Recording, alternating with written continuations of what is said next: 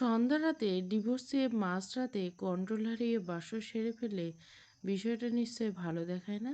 তার সব প্ল্যান এক ধাক্কায় জ্বলে যাবে। তখন আর এক সমস্যা, শাড়ি যে পরাতে জানে না। বাধ্য হয়ে নিজের শর্ট শার্ট বের করে আলমারি থেকে বাথরুমের দরজায় গিয়ে পা আটকে গেল। খোদা জানে গিয়ে আবার বউ নামক নির্বোধটাকে কি খোলা অবস্থায় দেখবে। ভয় করছে ঢুকতে। জোরে সোরে শ্বাস নিল। এবার কিছু খুলে বসে থাকলে তারও কিছু করার থাকবে না। আর নিজের কোমরের বাকিটুকু খুল রাতটা এনজয় করা ছাড়া আর কিছুই করা সম্ভব থাকবে না তার। সম্ভবত না। আর কন্ট্রোল করা। আগুন এসে শরীরে ঘষবে আর সে পুড়বে না, সেটা সম্ভব? পারবে তো। সে তো পুরুষ। হালালের সার্টিফিকেট নিয়ে এমন কাছে টানলে দিন দুনিয়া ভুলবে সে। চোখ বন্ধ করে বাথরুমে পা রাখলো সে। দীর্ঘশ্বাস নিয়ে তাকালো সামনে। মুহূর্তে তার দুনিয়া থেমে গেল। হৃৎপিণ্ডটা খাঁচা ছেড়ে বেরিয়ে এলো বলে দু হাতে বাঁ পাশে চেপে ধরল সে। চোখ বন্ধ করে পিছিয়ে গিয়ে ধাক্কা খেল দেওয়ালে। যে ভয়টা পাচ্ছিল সেটাই ঘটিয়ে ফেলেছে মেয়েটা। ঈশান চোখ বন্ধ করে ফেলল দ্রুত। সব কিছু আগুনে তাপে ভস্ম হয়ে যাচ্ছে যেন। তিতিরে সত্যি জ্বরের ঘরে নিজের জামাকাপড় খুলে বসে আছে। ঈশানকে বোধহয় মনেই রাখতে পারছে না। না, এমন করতো কখনো। তোয়ালেখানা কোমরে জড়িয়ে নিয়েছে কোনো মতে। দাঁড়ালে অবশ্য খুলে পড়বে বোধহয়। উপরের অংশ শুধু ভেজা। কালো ইনার, ব্লাউজ, পেটিকোট সব অবহেলায় নিচে পড়ে আছে। এতটুকু সময়ের মধ্যে ঈশানকে পোড়ানোর সব আয়োজন করে ফেলেছে মেয়েটা। জোরে জোরে শ্বাস নিল। নিজেকে ধাতস্থ করতে চাইল। ভাগ্যের উপর আজ রাগ হচ্ছে। এমন জঘন্য পরিস্থিতি তৈরি করে দেওয়ার মানে হয় আজকের দিনে। তিতিরের প্রচণ্ড জ্বর করেছে। বিড়বিড় করছে। কিছু একটা গোঙাচ্ছে। ঈশান তাকালো। মেয়েটা দেওয়ালে হেলান দিয়ে আছে। দুহাত ঝুলে আছে।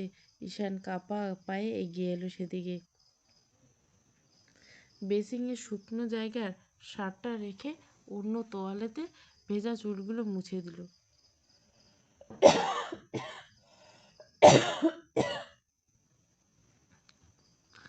শীত নাকি?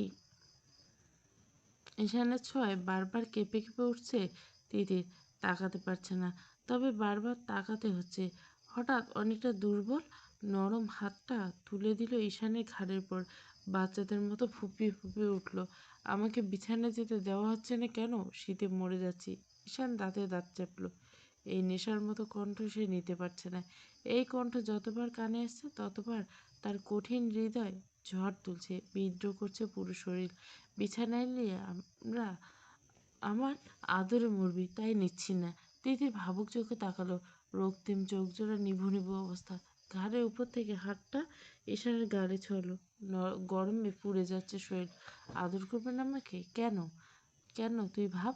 ঈশান সুন্দর মতো মাথা মুছিয়ে দিল। তিতির বোধহয় ভাবতে ব্যস্ত হয়ে গেল। ঈশান শার্টটা হাতে নিয়ে অসহায় চোখে তাকিয়ে রইল আবার।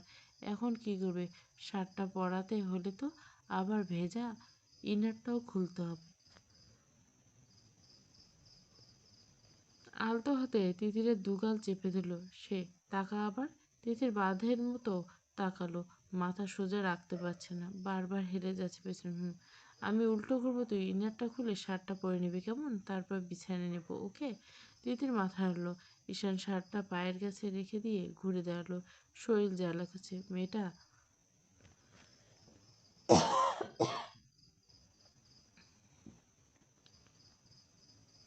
লং শাওয়ার না নিলে না। এত অত্যাচার হচ্ছে আজ তার উপর। এমন অবস্থায় এই জীবনে কখনো পড়েছে বলে তার মনে পড়ল না। কই, সকালে তো রুষার রুমে ছিল। রুষা তো ঘুমের ওষুধে জ্ঞান হারানোর আগে প্রায় নাইটিটা খুলেই ফেলেছিল। এখন তো একবারের জন্য কোনো কিছু ফিল হলো না। আর না তো বাঁ পাশের এই অসভ্য বস্তুটাকে এত আন্দোলন করলো। তাহলে এই পুচকি মেয়ের সামনে এমন হওয়ার মানে কি? রুষাও সুন্দর, কাছে টানতে ওস্তাদ। কই, তার প্রতি তো আকর্ষণ তো কখনো ফিল করেনি সে। সে আর না তো ভুল হওয়ার কোনো ভয় পেত। সবসময় নিজের উপর কনফিডেন্স থাকতো, যে কারণে এতদিন এত রুষা তাকে এক বিন্দু টলাতে পারেনি, কাছে নিতে পারেনি। তাহলে আজ এমন হওয়ার কারণ কি? কোমরে হাত রেখে অন্য হাতে কপাল ডলল। তার শরীরে শুধু একটা প্যান্ট, উদাম শরীর, অথচ শীত লাগছে না। শরীর থেকে যেন গরম ধোঁয়া উঠছে ক্রমাগত, জ্বালা করছে সবকিছু। ভাবনা ছেদ পড়ল। তিতির কাঁদো কাঁদো কেন বলল, ঈশান। ঈশান ঝট করে ঘুরে থাকলো। তার ধারণা ছিল তিতির তার শার্ট পরা শেষ। তবে ঘুরে আশাহত হলো। শার্টটা হাতে নিয়ে গোল গোল চোখ করে তার দিকে তাকিয়েছে, চোখ জোড়া ছলছল। ঈশান বিরক্তিস্বরূপ শব্দ করলো, কড়া করে জিজ্ঞাসা করলো, এখনো জ্বালাময়ী রূপে বসে আছিস কেন? পাল্টাতে বললাম না? ঈশানের বুক চিরে দীর্ঘশ্বাস বেরিয়ে এলো। তার মতো ধৈর্যবান পুরুষ এই দুনিয়াতে কেউ কোথাও খুঁজে পাবে না। অসম্ভব। অ্যাওয়ার্ড পাওয়া উচিত তার। আর একটা মেজাজ খারাপ হলো, কিরমির করে উঠলো। ধমকেশ্বর বলল, অন্যদিন করিস কীভাবে? অন্যদিন তো এরকম হুকের ইনার পড়ি না। ওই যে, থাম, এখানে ইনারের বর্ণনা শুনতে চাই না। আমি দেখি। তিতির খানিকটা কাত করে বসলো। আজ এই বউ নামক নারীদের প্রতিটা অংশ ভাঁজ তার চোখের সামনে খোলা খাতার মতো পড়েছে। হাতটা বুকে রাখ। কেন? যা বলছি তাই কর। ননসেন্স। বোকার মতো সব বর্ণনা না করলে বুঝিস না। হাত চেপে ধরে রাখ সামনে ইনারটা। তিতির ধীরে সুস্থে হাত রাখলো। কে আশ্চর্য, তিতির না হয় পারছে না খুলতে। সে কেন দেখে শুনে খুলতে পারছে না? চোখ ঘোলা এসছে, হাতে শক্তি পাচ্ছে না। দু হাতে চোখ ডলে নিল। ফর্সা ধবধবে নগ্ন পিঠের উপর এক টুকরো সুতার মতো, সেখানে সরু একটা হুক। এগুলো মেয়েরা হ্যান্ডেল করে কীভাবে? অবাক লাগলো ঈশানের কাছে। সরু দুটি ফিতার ভরসা এবার দুনিয়াদারি ঘোরাঘুরি করে ভাবা যায়। পিঠের বাঁ পাশটায় সুন্দর একটা তেল। ঈশানকে এসবে টানছে এই বেয়াদবটা। আর পাচ্ছে না, শ্বাস নেওয়া দুষ্কর। অজান্তে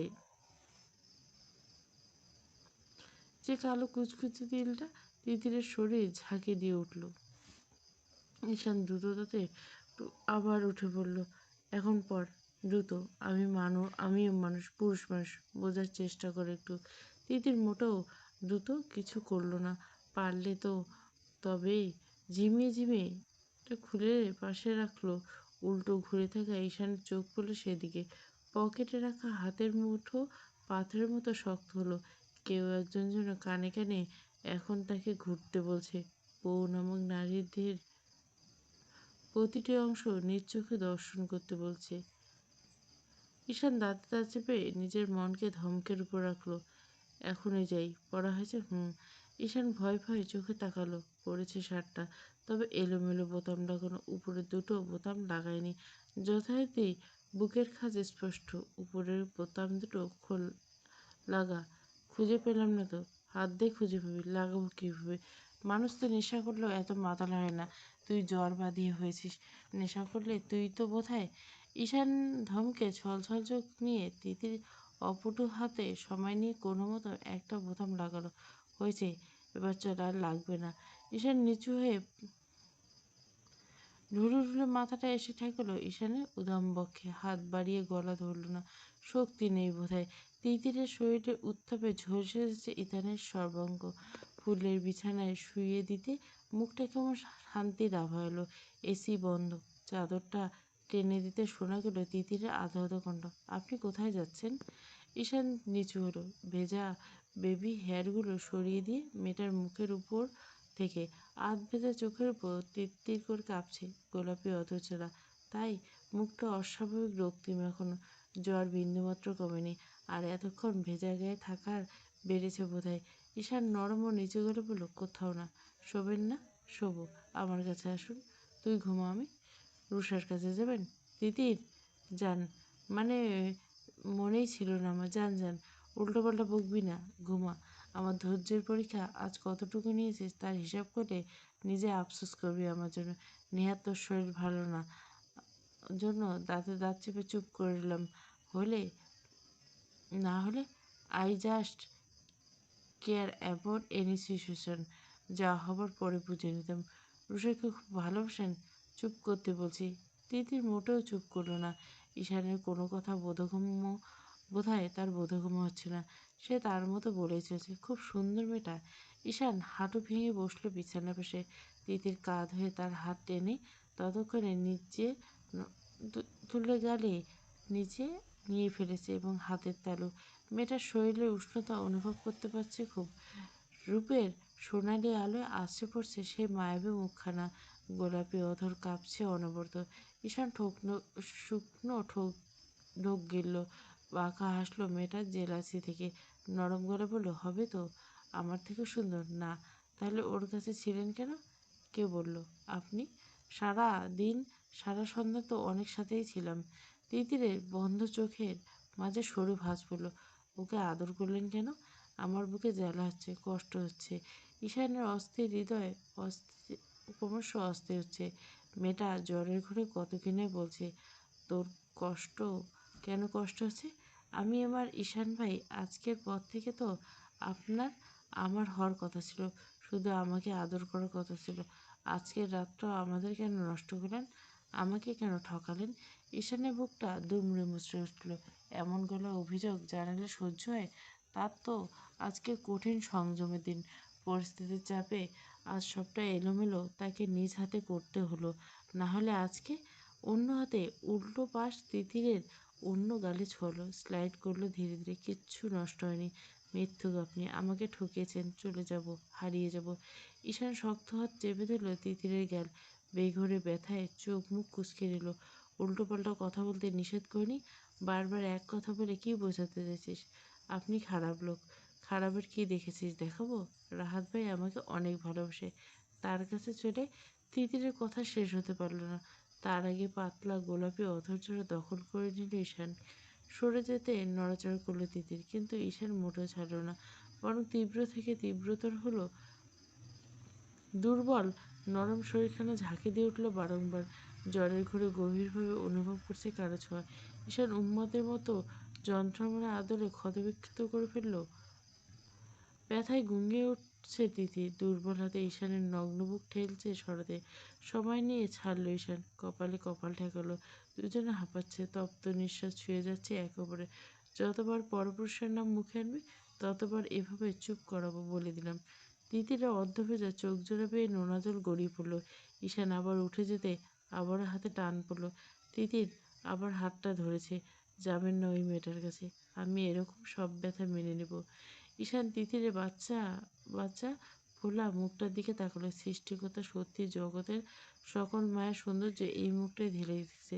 হাত কিশোরে বলল, এইভাবে এখনো ব্যথা চাইস না। আমি নিজেকে কন্ট্রোল করতে পারছি না। এখান থেকে দূরে যেতে দে আমাকে। এই মুহূর্তে অসুস্থতার সুযোগ নিতে চাই না। আদৌ হতো চোখ খুলে তাকালো তিতির। কুনিয়ে ভর দিতে আচমকা উঠে গেল। ঈশান দ্রুত হাতে ধরে ফেললো হেলে দুলে। পরশরীর, উঠিস না, ওষুধ দিচ্ছি, খেয়ে নে। পাশে টেবিল থেকে দ্রুত একটা ওষুধ নিয়ে মুখে দিল। তিতিরে বালিশ ঠিকঠাক করে দিল মাথায়। এখন ঘুমা, জ্বর ছেড়ে যাবে একটু পর। আপনাকে যেতে নিষেধ করলাম তো। ঈশান ঝুঁকলো, মাথার পাশে হাতে ভর করে নিচে হলো। কানের কাছে মুখ নিয়ে ফিসফিসে বলল, আমার এখানে থাকাটা তোর জন্য কিন্তু একদম নিরাপদ নয়। আমি কিন্তু কন্ট্রোলে নেই একদম। কেন খুন হতে চাচ্ছিস? সহ্য করতে পারবি না আমাকে আজকে। দিদি দু হাত জড়িয়ে নিল ঈশানের গোড়ায়, টেনে এলো নিজের দিকে। ঈশান বাধ্যের মতো বা হাতে ভর দিয়ে কাঁধ হয়ে আধা সরল দিদির উপর। দিদির জন্য সত্যিই আজকে নিজের সর্বনাশ চাইছে। অস্পষ্ট গলা বলল, আদর চাই আমার। তুই করুন না আদর। আমাদের আজকে বাসর রাত। অনিয়বু বলেছে আজকে আপনি যা চাইবেন করতে দিতে, একদম বাধা না দিতে। আমার কষ্ট হলো, আমি দেব না বাধা, একদমই দেব না। আমি তো আপনার। তবু ওই মেয়েটার কাছে যাবেন না, আমি বাধা দেব না। ঈশানের কন্ট্রোল ভেঙে চুরমার মেঝেতে গড়াগড়ি খেলো। তিতিরের কল্পনা করতে পারবে না তার কণ্ঠে কোন পর্যায়ে আবেদনময় লাগছে। নিজের মুখ দিয়ে যদি কোনো নারী তার স্বামীকে এভাবে ডাকে, সে পুরুষ কতক্ষণ আটকে রাখতে পারবে নিজেকে? ঈশানও পারল না। এক হাতে চাদর তুলে সরিয়ে নিল। চোখের সামনে উন্মুক্ত হলো গায়ে শুধুমাত্র তার শার্টখানা। তিতিরের ছোট্ট দেহ কোমর ছেড়ে একটু নিজ অব্দি ঈশান ভারী শরীরে নিচে চাপা পড়ল তিতির।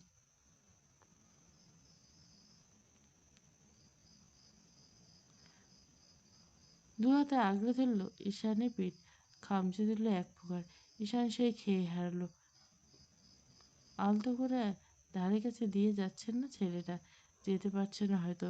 এতক্ষণ ধরে রাখা নিজের পৌরুষত্ব তিতিরের কামুক অবতারে বাঁধ ভেঙেছে। সেটাই বহিঃপ্রকাশ, ফলস্বরূপ এই উন্মাদের মতো আদর।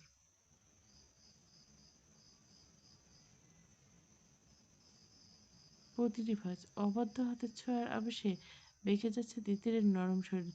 বিছানো বিছানা ছেড়ে উঠে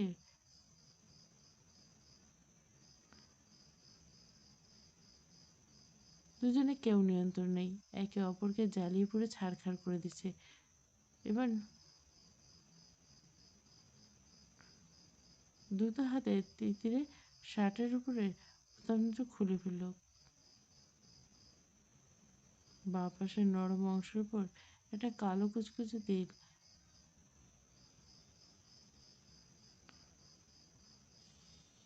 খামচে ধরা হাতে নখের আঁচড়ে ক্ষত। ঈশানের পিঠ, শরীরে আবেশে শিথিল হচ্ছে তিতিরে। কাঁপতে কাঁপতে আষ্টে পৃষ্ঠে জড়িয়ে ধরতে চাইছে তিশানকে। কণ্ঠদেশ থেকে ভাঁজ বরাবর রক্তিম হয়ে গেছে। তিতিরের গলা দিয়ে এখন শুধু চিৎকারের শব্দ। এই শব্দে ঈশান নিজেকে নিয়ন্ত্রণের বাইরে। কঠিন থেকে কঠিন আদরে পিষে ফেলছে তিতিরকে। তিতির শোয়া অবস্থায় পা জোড়া পেঁচি।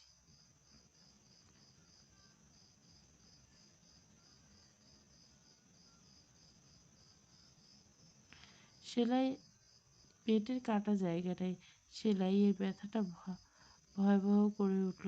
গরম অনুভূতি, রক্ত বের হচ্ছে হয়তো। সেদিকেই খেয়াল দিল না।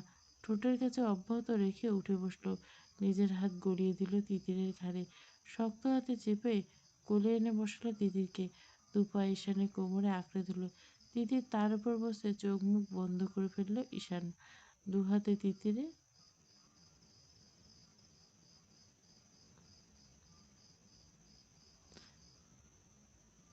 পিছন থেকে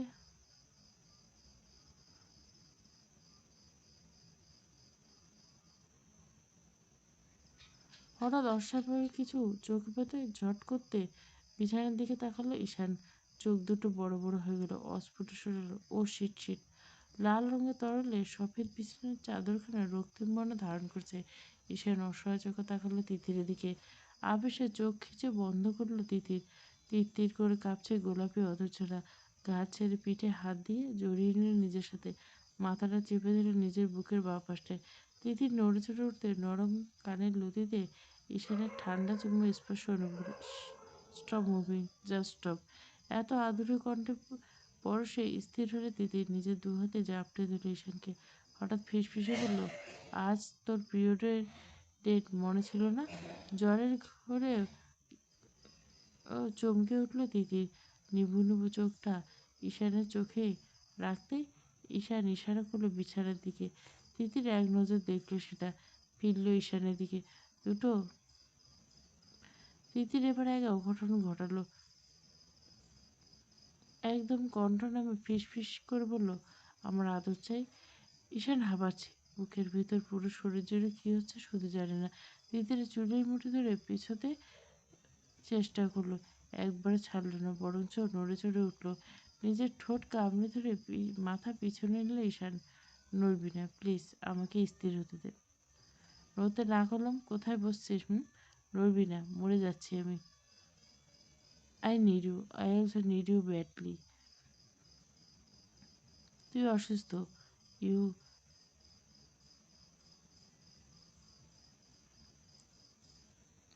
দিদি বুঝতে চাইছে না, ছোটাছুটি করলে এক প্রকার।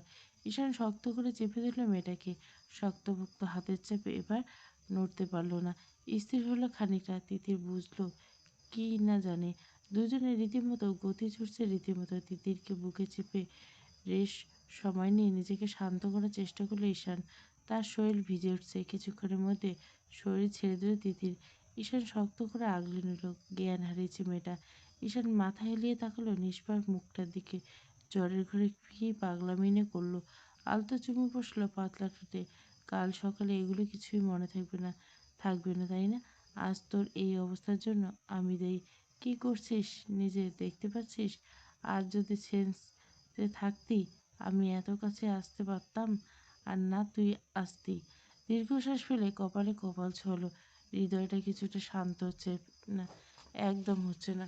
তার উপর দিয়ে আজ কি ঝড় গেল। মেয়েটা কখনো বুঝবে, বুঝবে না। অবশ্য তাতেও দোষ নেই। এই বাজে পরিস্থিতি তাদের এই দূরত্ব নিজ হাতে তৈরি। কি পারত সে ছাড়া? আজকে রাতটা নিয়ে তুই বুঝি অনেক স্বপ্ন দেখছিস। আই এম সরি, খুব সরি রাত্রি। আমার সব ঠিক করে দেব, সবটা। আলতো করে বিছানায় শুয়ে দিল তিতিরকে। উঠে গিয়ে শার্টটা গায়ে জড়ালো। শপের ট্রাউজারখানা এই মুহূর্তে দ্রুত পাল্টে নিল সেটা। সাত পাঁচ ভাবলো কিছুক্ষণ। এই অবস্থায় এই মেয়েটাকে কি করতে হয় জানা নেই। অনিমার নাম্বার ডায়াল করুক। দুবার কেটে যাওয়ার পর ওপাশ থেকে কল দিল। অনি, ঈশান, এত রাতে কোনো প্রবলেম? আমার একটু আমার রুমে আসতে পারবি? তিতির ইস শিখ। আসছি। একা আসিস প্লিজ। মিনিট পাঁচেকের মধ্যে অনিমা আসলো ঈশানের রুমে। তিতির শরীরে চাদরে ঢাকা, চাদরখানা বুক অব্দি তোলা। সেদিকে তাকাতে অনিমা বাঁকা হাসলো। গলার বেশ কয়েক জায়গায় জখম হয়েছে। গায়ে ঈশানের শার্ট। ঈশানের দিকে তাকাতে ঈশান চোখ সরিয়ে নিল। ওভাবে তাকানোর মতো কিছু হয়নি। অনিমা হাসলো। হয়নি? সে তো দেখতেই পাচ্ছি সেন্স নেই মেয়েটা। যেটা ভাবছি সেটা নয়, ওর প্রচণ্ড জ্বর। ওয়েট, বুঝতে পারছি তো আমি, বলতে হবে না। অনিমা ঘুরে ফিরে উল্টাই বুঝছে। অতটা ভাবার মতো কিছু হয়নি। সেটা তা কি বোঝায়? She is in her period. Anima গোল গোল চোখ করে তাকালো। হোয়াট? আমি ঘুমিয়ে পড়ছিলাম। বৃষ্টিতে ভিজে জ্বর বাঁধিয়ে ফেলছে। জ্বরের ঘরে পড়লো বকছিল, কোনো মতে চেঞ্জ করেছি। এখন খেয়াল করলাম, দেখ একটু, ও জ্বরে একদম সেন্স নেই। অনিমা বন্ধুর কথা মাথা রাখলো। আমি দেখছি। আমি বাইরে যাচ্ছি। তোর হলে আমাকে জানিস। দেখিস কারোর সামনে পড়িস না আবার। খেপিয়ে পাগল করবি কিন্তু। কথায় আছে না, যেখানে বাঘের ভয় সেখানে সন্ধ্যায়। দরজা খুলে করিডোরে দাঁড়াতে কিছুক্ষণের মধ্যে সাক্ষাৎ বাঘের সামনে পড়ল। নিয়াজ সবের নিচ থেকে বোতল করে পানি নিয়ে সিঁড়ির উপরে আসছিল। তার রুমে পানি শেষ হয়ে গেছিল। করিডোরে ঈশানকে দেখে ভূত দেখার মতো চমকে গেল। এক প্রকার চেঁচিয়ে উঠল, ছুটে গেল ওর সামনে। কিরে, তুই এখানে কেন? তোর বউ কোথায়? কোথায় থাকবি, ভিতরে? পারফরমেন্স বাজে বলে বের করে দিয়েছি? ঈশান চোখ রাঙানি নিয়ে তাকালো নিয়াজের দিকে। নিয়াজ হো হো করে হেসে উঠল। বল বল, চোখ রাঙিয়ে লাভ নেই। ভয় পাই আমি? Shut up. সত্যি করে বল। তিতির অসুস্থ, তাই অনিমাকে ডেকেছিলাম। নিয়াজ এবার আবার উচ্ছ্বসিত হলো। বিস্ময় করে বলল, কি করছিস ভাই মেয়েটার সাথে? বলেছিলাম বাচ্চা মেয়ে, নাজুক, বি জেন্টাল। ঈশান সজোরে কিল বসালো নিয়াজের কাঁধে। ছেলেটা ব্যথায় বাঁকা হয়ে গেল। অন্য প্রবলেম। তোকে আমি বিশ্বাসই করলাম না। কী করছিস সেটা বল। বাজে বকিস না। কিচ্ছু হয়নি আমাদের। I don't like her and I said that. এবার মনে হলো সিরিয়াস নিয়াজ। এক হাতে চেপে দিল ঈশানের বাহু। এখন এটা পসিবল না। তুই সত্যি মেয়েটাকে উল্টোপাল্টা বলছিস? ঈশান পকেটে দুহাত গুজল। উত্তর দেওয়ার কোনো লক্ষণ দেখতে পেল না, পাওয়া গেল না। ঈশান, বলছি তো। কি বলছিস, যা বলার। নিয়াজ দু হাতে কপালে ঘষল, চোখ মুখ উদ্বেগ। রুষাকে নিয়ে কিছু বলিসনি তো? ঈশান ভাবলেন বলছি। নিয়াজের দু হাতে মুখ ডলল, হতাশা চোখ মুখে স্পষ্ট। তোর রাগ জেদ কমাবি না তুই? রাগ জেদের কী আছে? মেয়েটাকে কষ্ট দিস না। লাইফে আগে কেউ থাকতে পারে, বিয়ে করেছিস, এখন তোর বউ। অতীত ভুলানোর দায়িত্ব তোর। ওগুলো নিয়ে জেদ করে কষ্ট দেওয়ার মানে হয় না। I don't like her. আমি ওকে বউ হিসাবে অ্যাকসেপ্ট করি না। তোর জেদে একদিন মেয়েটাকে হারাবি বলে দিলাম। আর কি বলছিস? ডিভোর্স চেয়েছি। ঈশান নির্বিকারের জবাবে নিয়াজের চোয়াল ঝুলে গেল। ঠিক শুনে যায় কিনা বোঝার চেষ্টা করলো। নিজেকে ধাতস্থ করে চেঁচিয়ে উঠল, আর ইউ ম্যাড বাডি? ঈশান কিছু বলার আগে অনিমা বেরিয়ে এলো রুম থেকে। নিয়াজকে দেখে বাঁকা হাসলো ঈশানের দিকে তাকিয়ে। যা জ্ঞান ফিরছে। আমি উঠে ওকে ফ্রেশ করে দিছি, শুয়ে দিছি, পেন কিলার খাইয়ে দিস একটা। ঈশান মাথা নাড়ল। নিয়াজের মাথায় কিছুই ঢুকছে না। এইসব বললো কিচ্ছু হয়নি, কিছু করেনি মেয়েটার সাথে, ডিভোর্স হয়েছে। আবার অনিমা বলছে সেন্স ছিল না, পেন কিলার। মানে কি এসবের? হা হুতাশ করতে করতে অনিমার সামনে আসলো নিয়াজ। কি করছে ও মেয়েটার সাথে? ওর কথা আমি বিশ্বাস করি না। আগে কি করেছে জানি না, তবে পরে বোধহয় শেষ করতে পারিনি। নিয়ে যথেচ্ছ হলো, হেয়ালি করবি না। অনিমা আর চোখে ঈশানের দিকে তাকিয়ে ঠোঁট টিপে হাসলো। নিয়াজকে হাত ধরে টেনে নিয়ে যেতে যেতে বলল, মান্থলি প্রবলেম গাথা দেওয়ান সাহেবের উপোস ভাঙতে চেয়েছিল, শেষ মুহূর্তে বোধহয় পারেনি, চল এখান থেকে। ঈশান ধীরে সুস্থে ঘরে আসলো। অনিমা বিছানার চাদর থেকে শুরু করে সব সুন্দর করে পাল্টে দিয়ে গেছে। তিতিরকে একটা পাতলা সুতির শাড়ি পরিয়ে গেছে। ঈশান বিছানা থেকে উঠে পাশে গিয়ে বসলো। নিশ্চিন্তে ঘুমাচ্ছে, কপালে হাত রাখলো। বেশ জ্বর এখনো। আমাকে পাগল করে কি নিশ্চিন্তে ঘুমাচ্ছিস? কি একটা বাসর রাত গেল, জীবনে ভুলবো না, বিশ্বাস কর। কি শাস্তি টেনে দিলি। আলতো করে চাদরটা টেনে নিল, নিজেই শুয়ে পড়লো পাশে। গরমে শরীরের উপস্থিতি পেয়ে বিড়াল ছানার মতো ঘেঁষে আসলো তিসি। ধীরে সুস্থে ঢুকে গেল ঈশানের চওড়া শক্তপোক্ত বুকের মধ্যে। ঈশান নিজেও কোমরে হাত রেখে, ওর হয়তো এখনো শীত লাগছে না, লাগারই কথা না, জ্বর না কমা পর্যন্ত শীত লাগবে। এভাবে সকালে এভাবে আমার বুকে নিজেকে পেয়ে আবার চরিত্রহীন আখ্যা দিবি না তো? এমন এমন শব্দ করিস না বাপ। এবার আর বাঁচব না। এমনিতে এখনো জ্বালা যন্ত্রণায় এক বিন্দু কমে না। আরও দ্বিগুণ আবদারময়ী শব্দ করে মুখ ঘষল ঈশানের বুকের খোলা অংশে। ঈশান ঠোঁট কামড়ে চোখ বুজে পড়ে রইল। আজকের সকালটা অন্যরকম বললে ভুল হবে। রোদের ছিটেফোঁটা দেখতে পাওয়া যাচ্ছে না প্রকৃতিতে। গত রাতের ঝড়ের রেশ রয়ে গেছে এখনো। ভোর রাতের দিকে ঝড় থামলেও দ্বারা বৃষ্টি কমেনি। এখন যদিও সাময়িক বন্ধ রয়েছে, তবে আকাশ জুড়ে ঘন কালো মেঘের ঘনঘটা। আবহাওয়া অস্বাভাবিক শীতল। এই ভরা বসন্তে এমন বর্ষার মতো আবহাওয়া আবার অবাক করায়। বেলা গড়িয়েছে অনেকটা। চন্দ্রকাননে সিনিয়র মেম্বারদের সবার ঘুম বরাবর সকাল সকাল ভাঙে। ঘড়ির সময় সকাল ৮টা। বাড়ির একটা ছেলে মেয়েও এখনো ওঠেনি। বড়রা ডাকাডাকি করেনি। তারা যে সবাই হই হুল্লোড় করে ঘুমিয়েছে শেষ রাতের দিকে, তারা বুঝেন।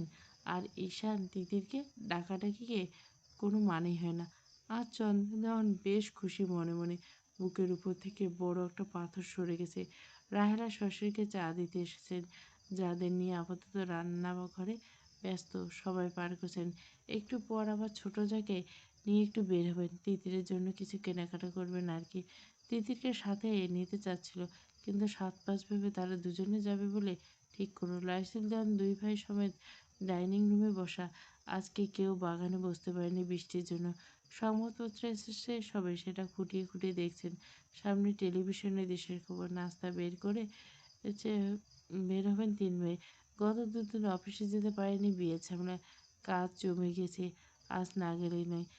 ঈশান নয়নকে অবশ্য আজ যেতে বারণ করবে। বিয়েটা যেভাবেই হোক না, বিয়ে বাড়ি তো, বন্ধুরা সবাই আছে, ওরা থাকুক কয়েকদিন, আনন্দ মজা করুক। আর তাছাড়া হুট করে বিয়ে দিয়ে দিল দুজনকে, জানাশোনা মানিয়ে নেওয়ার জন্য খানিকটা সময় লাগবে। রুষা রুষা এ নিয়ে বেশ কয়েকবার এই নাম ধরে ডাক পড়েছে। এই নামের মানুষটি সাড়া দিল না একবারও। কড়া ঘুমে ডোজে বেঘরে ঘুমাচ্ছে মেয়েটা। কি মায়াবী না দেখতে লাগছে মেয়েটাকে। আলতো হাতে গায়ে চাদরটা ঢেকে দিল ছায়া মানবটি। ঘুরে তাকালো সামনে দাঁড়িয়ে থাকা ডাক্তারের দিকে। গম্ভীর গলায় জিজ্ঞাসা করলো, কতক্ষণে জ্ঞান ফিরবে? কাচু কাচু মুখ নিয়ে দাঁড়িয়ে থাকা ডাক্তার সাহেব খানিকটা নড়েচড়ে উঠল, শুকনো ঢেকগুলো কাপা গলা বলে, স্যার ডোজটা পাওয়ারফুল ছিল, সম্ভবত আজকের দিনে ফিরবে না, মানে 48 ঘন্টা। কোনো সমস্যা হবে তার? জি না স্যার, নর্মাল ঘুমের ওষুধ, একটু ওভারডোজ, তাই এরকম হচ্ছে। ঘুম ভাঙলে ও ওষুধগুলো খাইয়ে দেবেন কষ্ট করে। ঝিমুনি, মাথা ঘোরা এসব ভাব কেটে যাবে। ছায়ামানবের গম্ভীর মুখ আরও গম্ভীর হলো। পাশে দাঁড়িয়ে থাকা পাতলার মতো একটা কালো ছেলে ডাক্তারের হাতের থেকে প্রেসক্রিপশনটা নিয়ে নিল। ছায়ামান একটু ডাক্তারের দিকে তাকালেন ভুরু কুচকে। সবসুলভ ভারী গলায় বললেন, আপনি এখন আসতে পারেন। জি স্যার, কোনো সমস্যা হলে সাথে সাথে ডাকবেন আমাকে। আসসালামু আলাইকুম, আসুন। পাতলা মতো ছেলেটা দরজার দিকে ইশারা করতে তার পিছু পিছু বের হলো ডাক্তার। এখান থেকে পালিয়ে যেতে পারলে যেন বাঁচে সে। ভয় চেপে রেখে নেহাত দৌড়ে লাগাতে পারছে না, না হলে সেই কখন পালাতো। জানের পরোয়াটা করতে হবে নাকি? ডাক্তার বেরিয়ে যেতে দরজা আটকে এসে বসল লোকটি। রুষার বিছানার পাশে চেয়ারে বসলো। অনিমেষে তাকিয়ে রইল ঘুমন্ত মুখটার দিকে। মেয়েটা কি কষ্ট হচ্ছে, নাকি ঘুম থেকে উঠে স্বাভাবিক থাকবে? দু হাতে মুখ ডলে সে। চোখের সামনে ভেসে উঠল সিনেমার খণ্ডচিত্র মতো হাজার একটা দৃশ্য। একে একে সামনে আসতে থাকলো সেগুলো। ঘটনাগুলো বরাবর তার জন্য যন্ত্রণাদায়ক। ভুলে থাকার চেষ্টায় ডুবে থাকা। কিন্তু কাল রাতে যখন হোটেলে রুমে রুষাকে জ্ঞানহারা অবস্থায় পায় পুরনো ক্ষত আবার নতুন করে জেগে ওঠে, যেন হারিয়ে ফেলার ভয়, আবার ঘরটা শূন্য হয়ে যাওয়ার ভয়। চোখে আসা টলমলে পানিটুকু হাতের উল্টো পিঠ দিয়ে মুছে নিল। দুর্বল হলে চলবে না, আর না তো তুষারকে দুর্বল হতে দেওয়া যাবে। সব কিছু হিসাব নিবেশের, সব কিছুর। ঘরময় আধো অন্ধকার, প্রকৃতির আলো ছিটেফোঁটা না থাকায় রুমের পর্দাটা ঘরটায় বেশ অধরে ছেয়ে গেছে এখনো। ফেরি লাইটের আলোগুলো নেভানো, ঘর ভর্তি রং বেরঙের মোমগুলো নিভে গেছে বেশ আগে। তবে ফুলের গন্ধ মোমো করছে চারিদিকে। সফেদ বিছানার উপর বেঘরে ঘুমাচ্ছে দুটো মানব মানবী। গত রাতে দুজনের উপর এক প্রকার ঝড় গিয়েছিল, মানসিক ঝড় বলা চলে। তিতিরের ঘুম বেশ পাতলা হয়ে এসেছে। তার বেলা করে ঘুমানোর অভ্যাস নেই। তবে জ্বরের রেশ কাটেনি মেয়েটার। জ্বরে কাবু করছে একদম। ঠান্ডা কড়া ওষুধে ঘুম কাটেনি চোখ থেকে এখনো। আধো আধো ঘুমে নড়েচড়ে উঠতে কোমরের দিকে কেমন একটা ভারী অনুভব করে আষ্টে পৃষ্ঠে চেপে ধরে আছে কেউ। চোখ বন্ধ অবস্থায় দু চোখের মধ্যে সরু ভাঁজ পড়লো। নড়েচড়ে সরাতে চাইল জিনিসটাকে, তবে সরল না। আরো গভীরভাবে চেপে ধরে যেন। ঈশান দু হাতে তিতিরের মুখ। তিতির নড়েচড়ে ওঠায় তার ঘুমে ব্যাঘাত ঘটল খানিকটা। ঘুমের ঘোর বিরক্ত প্রকাশ করলো। ঘুরোচড়া করার মাঝে সরু ভাঁজ পড়ল। ঘুমের ঘোরে নড়াচড়া করার জন্য ধমকাতে ছিল। Don't move. হঠাৎ পুরুষালী এর এমন ভারী ঘুমন্ত গলার আওয়াজ পেয়ে নিমেষে ঘুম ছুটে গেল তিতিরের। চোখ বন্ধ করে ফট করে খুলল। মাথা উঁচু করে দেখতে হতভম্ব হয়ে গেল। তার নগ্ন পেটে মুখ গুজে ঘুমাচ্ছে ঈশান। চোখ বড় বড় হয়ে গেল তার। ঈশানের প্রশস্ত জিম করা পেটানো শরীর পুরো উন্মুক্ত, উবুর হয়ে কোমর পেঁচিয়ে শোয়া, পিঠ জুড়ে পেশিগুলো প্রজাপতির মতো আছে। অবহেলায় জড়িয়ে আছে মনে হচ্ছে। দু হাতে ঈশানকে সরিয়ে উঠতে বসতে ছিল, তবে শক্তপোক্ত বাঁধন থেকে নিজেকে সরাতে পারল না। বরং ঈশানকে বিরক্ত করার অপরাধে ঈশান আরো গভীরভাবে মুখ গুজল তুলতুলে পেটের উপর। নাক ঘষল খোলা পেটে। তিতিরের শ্বাস আটকে আসছে। মুহূর্তের মধ্যে শ্বাস নিতে ফেলতে পারল না। দাঁত দিয়ে কামড়ে ধরল নিজের ওষ্ঠখানা। ঈশানের গরম নিঃশ্বাস ছুঁয়ে যাচ্ছে তার পেটে। সাথে সাথে গরম হয়ে আসছে নিজের পুরো অনুভূতি। শিরশির অনুভূতিতে ছুঁয়ে যাচ্ছে সর্বাঙ্গ। ঈশান থেমে গেছে তিতির নড়াচড়া না পেয়ে। আবার প্রশান্তির ঘুমের দেশে পাড়ি দিচ্ছে। তিতির নিজেকে বেশ সময় নিয়ে ধাতস্থ করলো। ধীরে সুস্থে তাকালো মানুষটার দিকে। নিজের পরনে একটা শাড়ি নেই। সেই শাড়ির অংশটুকু পেটে উপরে থেকে সরিয়ে উন্মুক্ত পেটে এক প্রকার বালিশ বানিয়ে সেখানে রাখা ঈশান। ঈশানের পুরুষ হলে খসখসে ঠান্ডা হাতে স্পষ্টে শরীর আড়ষ্ট হচ্ছে। গত রাতে সব কিছু যেন মাথা থেকে বেরিয়ে গেছে, ভাবতে পারছে না কোনো কিছু। এই প্রথম পুরুষ যার ছোঁয়া তার শরীরে লেগেছে, বা এর আগেও লেগেছিল, বা না চাইতেও তিতিরে আটকে এসে শ্বাস স্বাভাবিক করতে চায়। জোরে জোরে শ্বাস ছাড়ে। বন্ধ চোখে হঠাৎ ভয়ার্থভাবে খুলে যায়। তার শরীরে এই শাড়ি কোথায় এলো সে? তিতির স্তব্ধ হয়ে যায়। গত রাতে ঈশানের কথাগুলো থেকে শুরু করে বৃষ্টিতে ভেজা জ্ঞান হারানোর আগ অব্দি সবটা মনে পড়তে চোখের পানি গড়িয়ে পড়ে। কিন্তু সে তো ব্যালকনিতে ছিল, গায়ে বেনারসি, তাইলে ঘরে আসলো কি ঈশান? তা না হয় ঠিক আছে, কিন্তু কাপড় পাল্টাচ্ছে কে? দু হাতে মুখ চাপলো। তিতির হাত নাড়াতে কেমন ম্যাচ ম্যাচ করে উঠলো। ব্যথায় আড়ষ্ট হাত দুটো, মাথা ভন ভন করছে তার। তার উপরে একই বিছানায় দুজনে এভাবে। তিতিরের মস্তিষ্ক শূন্য হয়েছে। গত রাতে বিষাক্ত স্মৃতিগুলো হানা দিল একে একে মস্তিষ্কে। ঈশানের দিকে তাকালো।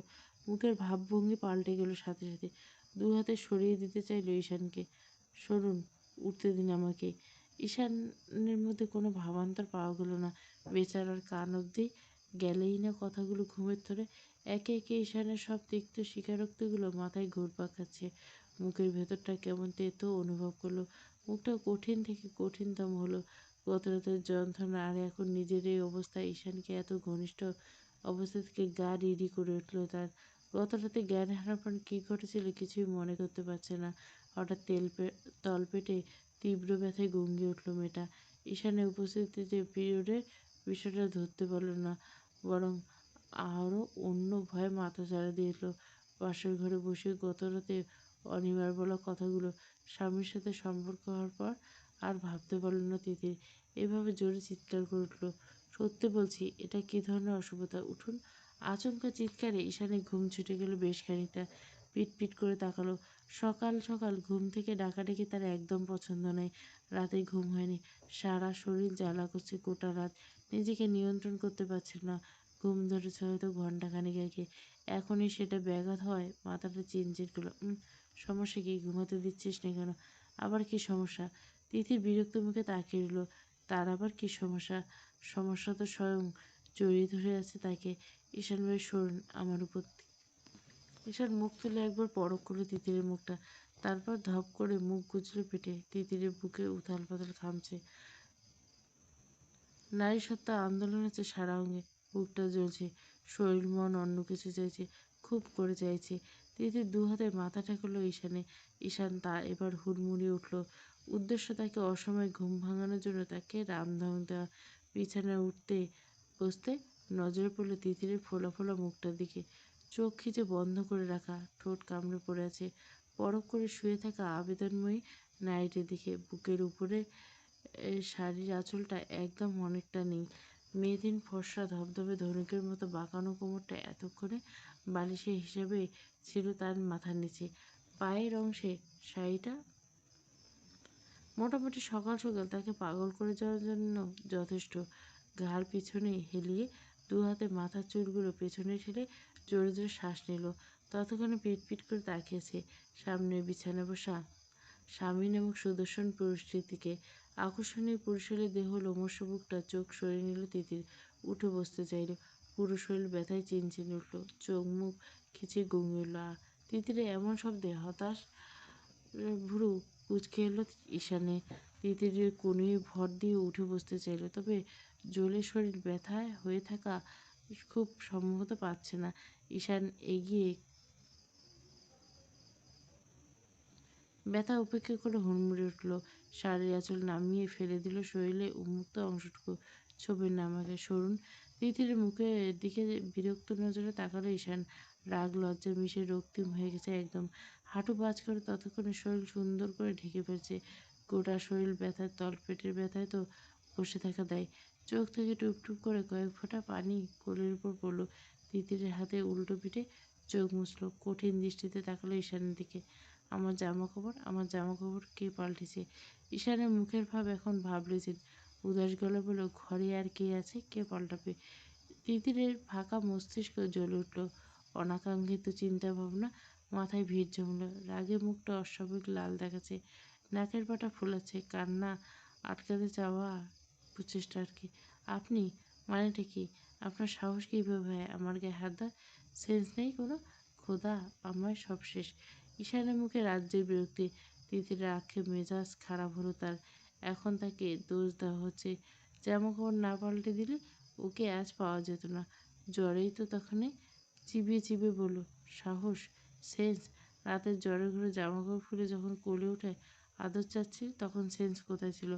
তিতির আকাশ থেকে পড়ল। মনে করার চেষ্টা করলো, কিছু মনে পড়ল না। রাগে দুঃখে চোখের পানিও বাদ মানছে না। ফুপিয়ে উঠল, কান্না সামলে কঠিন বলে, আমি আদর মানে? ঈশান কোনো ভাবাবেগ চোখে পড়ল না।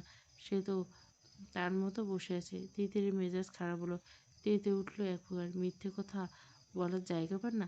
সকালে ঘুম থেকে উঠে দেখলাম কে কার উপর। ঈশান হাত বাড়িয়ে বালিশের উপর রাখলো।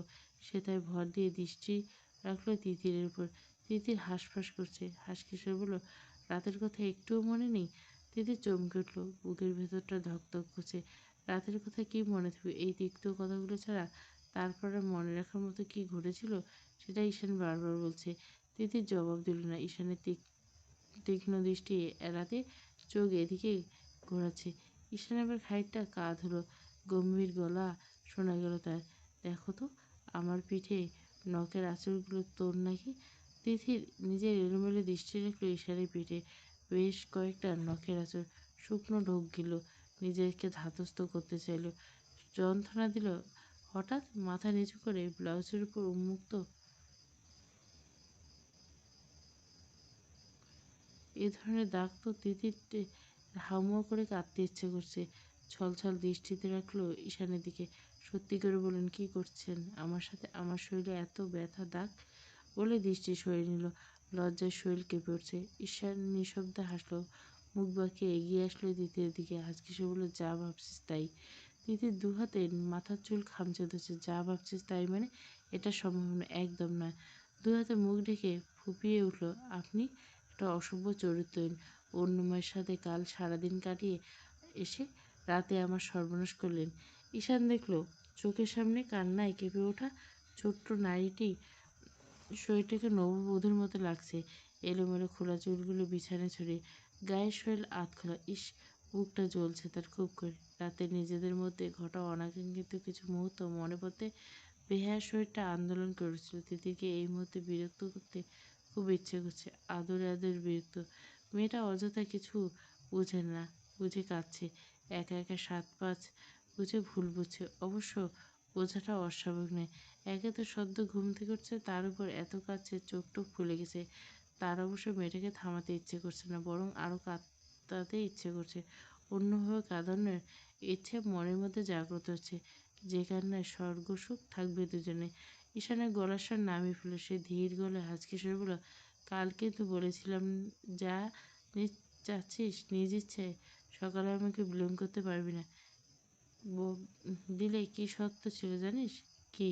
বুক ফাটানো হাসিটা সযত্নে চেপে রেখে মুখটা কানের কাছে নিল। ঈশানের তপ্ত নিঃশ্বাস ছুঁয়ে গেল তিতিরকে। শরীরটা কেমন করছে। দ্বিতীয় দফা তোর সর্বনাশ করে একটা বাচ্চা ধরিয়ে দেওয়ার কথা ছিল। কী সব নির্লজ্জ কথাবার্তা! অন্য মেয়েকে ভালোবেসে তাকে এসব বলছে। বাচ্চা? তা ওই অসভ্য চরিত্রহীন লোকে সে পেটে দেবে? এই জীবনেও না। মুখ বলেছি। ছি বলছিস কেন? আয় সত্যটা রাগ এখন। চুপ করুন। তিথি চিৎকার। মোটেও চুপ করল না ঈশান। আমাকে দোষ দিচ্ছিস কেন? রাতে নিজে পাগলের মতো আদর চাইছিলে আমার থেকে। চাইছিলি আমাকে পাগল, তো তুই আমাকে করছিলি। তিথি ব্যথায় শরীর বিছানায় ছেড়ে নামতে ছিল। লজ্জায় শরীর অবশ হয়ে শ্বাস নিতে কষ্ট হচ্ছে। সে কি সত্যি জ্বরের ঘরে এসব করছে? সত্যি কি তাদের মধ্যে কিছু? ঈশান হাত টেনে হ্যাঁচকা টানে টেনে এলো। তাল সামলাতে না পেরে শরীর দুর্বল নিয়ে হুমড়ি খেল। ঈশানের উন্মুক্ত বুকে নরম গালে ছোঁয়া নিজের বুকে পেতে শরীর ঝাঁকে দিয়ে উঠল ঈশানের। তিতির হতবিম্বতা কাটিয়ে নড়াচড়া করছে। সরে যাওয়ার আপনার সমস্যা কোথায়? ছাড়ুন আমাকে। যা সর্বনাশ করার করেছেন, এখন দূরে থাকুন। ঈশান একটানে ঘুরিয়ে ফেলে তিতিরকে। তিতির পিঠ ঠেকালো ঈশানের বুকে। পিঠের উপর ছড়িয়ে থাকা কেশরাশি হাত দিয়ে ঠেলে সামনে এনে দিল। ঈশান নিজের খসখসে হাতটা গলিয়ে দিল। আবেশে মাথা এলে দিল তিতির। মাথা এসে ঠেকলো ঈশানের বুকে। দুজনে চোখ বুজে আসছে। তিতির রীতিমতো নিজের উপর বিরক্ত। আগে কখনো কোনো পরপুরুষের ছোঁয়া এভাবে লাগেনি। আজ নিজেকে নিয়ন্ত্রণ করতে পারছে না। লোকটার উপর একরাশ রাগ নিয়ে কেন তার স্পষ্ট দুর্বল হয়ে যাচ্ছে শরীর। চুপ। রাতে অনেক জ্বালিয়েছিস, অনেক। আমার এক জীবনে এত ধৈর্যের পরীক্ষা আমি কখনো দিইনি। মদ ছাড়া মাতাল করে ফেলেছিস আমাকে। এত কন্ট্রোললেস কখনো অনুভব করিনি আগে। তিতির ঈশানের এমন নরম কথায় স্থির হলো। ঘাড় জুড়ে ঈশানের তপ্ত নিঃশ্বাসের রাজত্ব। দুহাত খামচে ধরা বিছানার চাদর। কণ্ঠ দুর্বল হয়েছে। গলা দিয়ে শব্দ বেরোতে যাচ্ছে না। ঈশান তাকে মিশিয়ে রেখেছে নিজের উদাম শরীরে, আর হাতের বিচরণ তো আছে। তিতির কাঁপা কাঁপা বলে কান্না আটকে বলে, কি করছেন আমার সাথে কাল রাতে? আমি একা করিনি, তুইও করছিস আমার সাথে। আমার জামা কাপড় কেন পাল্টেছেন? জ্বর ছিটত তো মরে যেতে ভেজা কাপড়ে থাকলে যেতাম, আপনার কি? পেটের মধ্যে হাতের আরও শক্ত চাপ অনুভব করলো। শরীর ঘেমে উঠছে দুজনে। হয়তো দুটো শরীর একে অপরকে কাছে পাওয়ার জন্য প্রস্তুত আছে। বিয়ের প্রথম রাতে বউ বলে কী জবাব দিতাম সবার কাছে? ঝামেলা চলে যেত। তোর মতো বউ নামক ঝামেলা জীবনে দু একটা থাকা দরকার। দু একটা। ছাড়ুন আমাকে। ছাড়িয়ে নিচ্ছিস না কেন নিজেকে? রাতে অবশ্য আমি কিন্তু ধরতে চাইনি। নিজে থেকে এসেছিলি একটুখানি ছোঁয়া নিতে। একটু নয়, গভীর ছোঁয়া চাচ্ছিলি। ঈশানের নরম ঠোঁটে হালকা ছোঁয়া অনুভব করলো পিঠে, ঘাড়ে। নিজের চোখ জোড়া আবেশ করলো। জ্বরের ঘুরে করেছি, থামাননি কেন? কতক্ষণ পারতাম, চেষ্টা করিনি বলছিস? একা চেঞ্জ করতে বললাম, পারলি না। জামা কাপড় খুলে বসে রইলি। ঘরে নিয়ে আসলাম, কোনোরকম জামা কাপড় পরিয়ে ঘুমাতে বললাম, টেনে আমাকে বিছানায় নিলি। সরে যেতে যতবার পাগলের মতো আদর চেয়েছিস। কোলে এসে উন্মাদের মতো স্পর্শ চাইছিল। আমি কি করতাম? কতক্ষণ সম্ভব বল? এখন তো বেশ গায়ের জোর দেখাচ্ছেন। তখন দেখাননি কেন? সুযোগের সদ্ব্যবহার। পুরুষ মানুষের ভয়াবহ শক্তিহীনতায় ভোগে, দুর্বল হয় কখন জানিস? নারীদের টানে। আর সেটা যদি হয় নিজের কাগজে কলমে দলিল করা নারী। আমি পুরুষ মানুষ, দাঁতে দাঁত চেপে ধৈর্য ধরেছি। তুই দিসনি কন্ট্রোলে থাকতে। নিজেকে মনে একজনকে রেখে কবুল পড়লে আরেকজনের নামে দিন নে নিজের খুশি দিয়ে ভালোবেসে অন্য নারীতে মজলেন। আর রাতে দলিল করা বই। আমি না হয় সেন্সলেস ছিলাম, ঘরে একা ফেলে কেন চলে গেলেন না? আমার সর্বনাশ কেন করলেন? এবার বোধহয় এগোতে লাগলো ঈশানের পিছন থেকে চোয়াল চেপে ধরে মেয়েটার। ব্যথায় গুঙ্গিল তিতির। দেহের চাহিদা মানে? একটা মেয়ে কতটা বোকা হতে পারে তোকে দেখে শেখা উচিত। বলতে বলতে কি বলছিস খেয়াল করতে পারছিস? তিতির কথা বলতে পারছে না, হাতের চাপে ঈশান ছেড়ে দিল। বিছানা ছেড়ে নামলো, ঘুরে এসে দাঁড়ালো তিতিরের মুখোমুখি। হ্যাঁচ কাটানে বিছানা থেকে দাঁড় করলো। দাঁড়ানোর সাথে সাথে কিছু একটা টের পেলো। নিজের শরীরে কি হচ্ছে সেটা টের পাস না? কিসের ব্যথা? অনুভূতি বোধ? তিতিরের চোয়াল ঝুলে পড়ছে, তলপেটে চিনচিন ব্যথা এখন আর ছড়িয়ে পড়ছে। দাঁড়িয়ে থাকা কষ্টকর, অজান্তে হাত চলে গেল পেটে। ঈশানের তপ্ত চোখে তাকিয়েছে, চোখ দিয়ে আগুন জ্বলছে। তিতির ঢোক গেল, আমতা আমতা করলো। পিরিয়ড টের পাচ্ছিস এখনো? করে কেঁদে উঠল তিতির। লজ্জায় মরে যেতে ইচ্ছে করছে। গত রাতে যাই হয়েছে একটাও তার জন্য সূক্ষ্ম না, বরং লজ্জায় মরে ফেলার মতো ঘটনা। আপনি আমার কথা শেষ করতে দিলেন স্যার। মেজাজ খারাপ হচ্ছে তার, দাঁতে দাঁত পিষে বলল, প্রথমে পাগলামি করে মাথা নষ্ট করে দিচ্ছিলি, খেয়াল ছিল না। আর তোর কাল বিছানায় তাকা, আমার জামা কাপড় দেখ, বাথরুমে দেখ, সব নোংরা করে ফেলছিস। পাগলের মতো কাছে যাচ্ছিলে আমাকে, আমি পারছিলাম না আটকাতে। কিন্তু যখনই খেয়াল করলাম ইউ আর ইনশিওর পিরিয়ড, তারপর তোর শরীরের ওই অবস্থায় আমি তো সুযোগ নিতাম, তোর ডাকে সাড়া দিতাম। আমাকে নরখাদক মনে হয়? তিতিরের চোখ বেয়ে অঝরে পানি পড়ছে, রাগে দুঃখে কি লজ্জা বুঝে উঠতে পারছে না। মাথা নিচু করে রয়েছে। হঠাৎ চোখ পড়ল ঈশানের পেটের দিকে। শিল্পের কারুকার্যের মতো 6 খণ্ড ভাঁজ, নিচে অর্ধেক অংশ ঢেকে আছে সাদা ব্যান্ডেজের আস্তরণ। সেখানটায় আবার ঝিরিঝিরি রক্ত ভেসেছে। চোখ মুখ কুঁচকে এলো। এতটা খেয়াল করেনি। আপনার পেটে কী হয়েছে? কিছু না। ঈশানে কাটকাট জবাবে আহত হলো মেয়েটা। বুকের ভেতর সংশয় কাঁপছে। জিজ্ঞাসা করবে কিনা কাঁপা কপালে শুধল, আহ, আমি কি ব্যথা দিয়েছি? ঈশান দৃষ্টি স্থির রাখলো তিতিরের উপর। মেয়েটার মুখ কেমন নীলচে হয়েছে, ধরতে পারলো কারণটা। দিয়েছিস আঘাতে আঘাতে, বুঝেছিস সেটা করেছিস। আমি তো শাট আপ। চোখের সামনে থেকে যা এখন, অনেক জ্যালিসিস রাতভর। চলে যাব তো আজ বাদে কাল। ঈশান নিজেকে যতই নিয়ন্ত্রণ করছে তিতিরের কথাগুলো সেগুলো বারবার ভেস্তে যাচ্ছে। এতক্ষণ ধরে ধাতস্থ করা নিজের রাগটা তিতিরের একটা কথায় তত্তর করে বেড়ে উঠল। তুঙ্গে উঠে যাওয়ার আগে এক প্রকার হিতাহিত খেয়েই হারলো। আবার শক্ত করে চেপে ধরল মেয়েটার চোয়াল, ঠেলে দেওয়ালে মেশালো। পিঠে ধাক্কায় লাগায় ব্যথায় বেঁকে উঠল মেয়েটা। নাটক কম করবি, যাবি যেখানে ইচ্ছা। আমাকে বলে সিম্পেতে আদায় করতে আসবি না।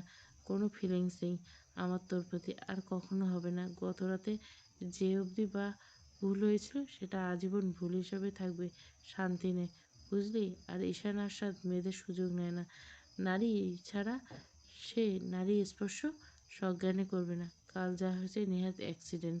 বুকের ভেতরটা সূচের ফলা দিয়ে কেউ হয়তো ক্ষতবিক্ষত করে ফেলছে। নিজেকে মানিয়ে নিয়েছে। এই কথাগুলো শোনার জন্য প্রস্তুত ছিল না গতরাত থেকে। তারপরে ঈশান মুখ ফুটে বলায় যন্ত্রণায় ছেয়ে গেছে বুকের বাঁ পাশটা। দু হাতে হ্যাঁচকা টানে সরিয়ে দিল ঈশানের হাতটা। শাড়ির আঁচলে চোখে পানি মুছে নিল। প্রশস্ত বুকে সজোরে ধাক্কা নিজের থেকে দূরে করলো ঈশানকে। সীমানার মধ্যে থাকুন। বিয়ে করে যা সর্বনাশ করেছেন আমাকে, নর্দমার কীট মনে হয়? যা বলবেন মুখ বুজে শুনবো। সেলফ রেসপেক্ট নেই আমার? ভুলে যাবেন না মিস্টার ঈশান আশরাফ দেওয়ান, আমার গায়েও এই বাড়ির রক্ত আছে। সাথে আমার বাপের বাড়ির জৌলুসও কিন্তু নেহাত কম নয়। আমাকে আগের জামানায় অসহায় বউ ভাবার ভুল করবেন না কিন্তু। যে স্বামী পরনারীতে মজে বাড়ি ফিরে বউয়ের উপর নিজের অধিকার খাটায়, আর সব জেনে শুনে আমি স্বামীর ঘর করতে চাইব, একদমই না। সেটা ভাবার মতো বোকামি করবে না। আমি রেহেনুম্মা হেলাল তিতির এই জীবনে আর কখনো দেওয়ান পরিচয় গায়ে লাগাবো না, কখনো না। আর রাতে যা বলেছিলাম সজ্ঞানে আমি সব আর রাতে যা বলেছিলেন সজ্ঞানে আমি সবটা শুনেছিলাম, খুব ভালো করে মাথায় ঢুকিয়ে নিয়েছিলাম।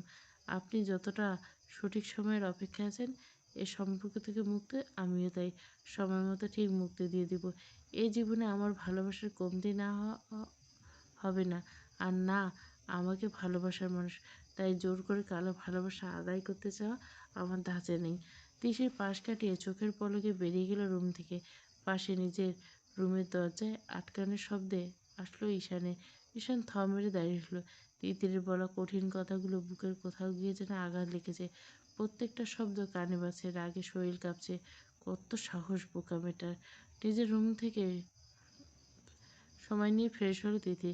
নিজের ঘরটার দিকে চোখ বেরোলো। কাল অবধি এই ঘরটা তার ছিল, আজকে কেমন যেন পরপর লাগছে। না তো ঈশানের ঘরকে নিজের লাগছে, আর না তো তার নিজের ঘরকে। ঘর ছাড়া পাখির মতো লাগছে নিজেকে। বারান্দায় গ্লাস টেনে দিল। তার টিয়া পাখি খাঁচা খালা দোলনায় বারান্দায় দানা পানি দিল। তিতিরকে দেখে টিয়া জোড়া বেশ খুশি হয়ে যায়। নিজেদের মধ্যে ঠোকরা ঠুকরি থামিয়ে ডানা ঝাপটা খেয়ে পাখি জোড়া বেশ খুশি হয়ে যায়। নিজেদের মধ্যে ঠোকরা-ঠুকরি থামিয়ে ডানা ঝাপটাতে থাকে। তিতির ভাবুক চোখে তাকিয়ে থেকে সেদিকে। হাতটা দিয়ে খাঁচাটা ঝাঁকায় আলতো করে। পাখি দুটো ছটফট করে ওঠে। আচমকা তিতিরের চোখ ভেঙে পানি গড়িয়ে পড়ে। আচ্ছা, তোদেরও কি আমি জোর করে একসাথে রাখি? পাখি দুটো একটু স্পষ্ট করে বলে আওড়ালো, পুতুল পুতুল, জোর করে একসাথে রাখি বলে এত ঝগড়া করিস দুইজনে? একসাথে থাকতে চাস না? এতদিনও কেউ ভালোবাসা হয়নি বুঝি? অবুঝ পাখি দুটো ডানা ঝাপটাতে ঝাপটাতে শেখানো কথা একইবার আওড়াচ্ছে। তিতির দীর্ঘশ্বাস পেল, সযত্নে চোখের পানিটুকু মুছে পেল। রোজকার একটা সেলোয়ার সেট গায়ে জড়িয়ে নিচে নেমে এলো। বেশ বেলা হয়েছে। বসার ঘরে বেশ নীরব, কাউকে দেখতে পাচ্ছে না। ভাই বোনগুলো তো কেউ এখনো ঘুম থেকে ওঠেনি। গত রাতে তাদের বিয়ে নিয়ে সবাই হই হুল্লোড় করেছে কিনা। তিতির হাসি পেল। ঋষি, রোশনা, রাফি কতই না খুশি হয়েছিল তার সাথে ঈশানের বিয়ের কারণে। আমাদের কাউকে দেখছে না, সম্ভবত অফিসে গেছে। মামিরা কোথায়? চন্দ্রদামনের ঘরটা নিচতলা, সিঁড়ি লাগোয়া, দরজাটা হাট করে চাপানো। বেলা 10টা বাজে। ডাইনিংয়ের দিকে এগোতে রান্নাঘর থেকে অবাক হয়ে বেরিয়ে আসতে দেখা গেল মেজমামি রিক্তা দেওয়ানকে। তিতিরকে সবার আগে উঠতে দেখে হয়তো অবাক হয়েছেন। বাঁকা হাসে জড়িয়ে নিলেন মেয়েকে। হ্যাঁ রে মা, কেউ উঠোনে, অথচ তুই নতুন বউ ঘুম থেকে উঠলে আমার ছেলেটা ঘুমাচ্ছে এই সুযোগে পালিয়ে এসেছিস। অন্য সময় হলে মামির কথায় খুব লজ্জা পেত বোধহয়। এই মুহূর্তে সেসব অনুভব করলো না। বরং নতুন বউ শব্দটা শুনতে খারাপ, মন আরও খারাপ হয়ে গেল। এক বেলার মধ্যে সম্পর্ক পাল্টে গেছে, তাই না? মেয়ে থেকে বউ, মামি থেকে মামি শাশুড়ি, সব সম্পর্ক শুধু যার মাধ্যমে পাল্টানো, তার সাথে কোনো সম্পর্ক তৈরি হয়নি আমার, আর হবেও না। তিতির কিছু বলল না, মৃদু হাসার চেষ্টা করলো। চেয়ারে টেনে বসলো। খিদে পেয়েছে মেজো মামনি, খেতে দিবে নাকি সেটাও এখন তোমাদের ছেলের অনুমতি পেলে দিবে? তিতির এখন কথায় চমকালো, তবে অন্য কোনো ধারণা করলো না।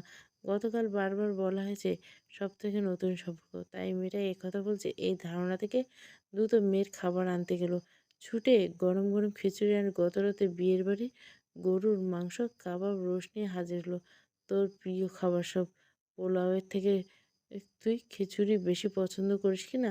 তোর শাশুড়ি তোর জন্য নিজ হাতে রেঁধেছে, আর এগুলো তোর বিয়ের খাবার। কাল থেকে তো খেতেই পারলি না, সব তোর জন্য তুলে রেখেছে মাথাতে করে, খেয়ে নেই।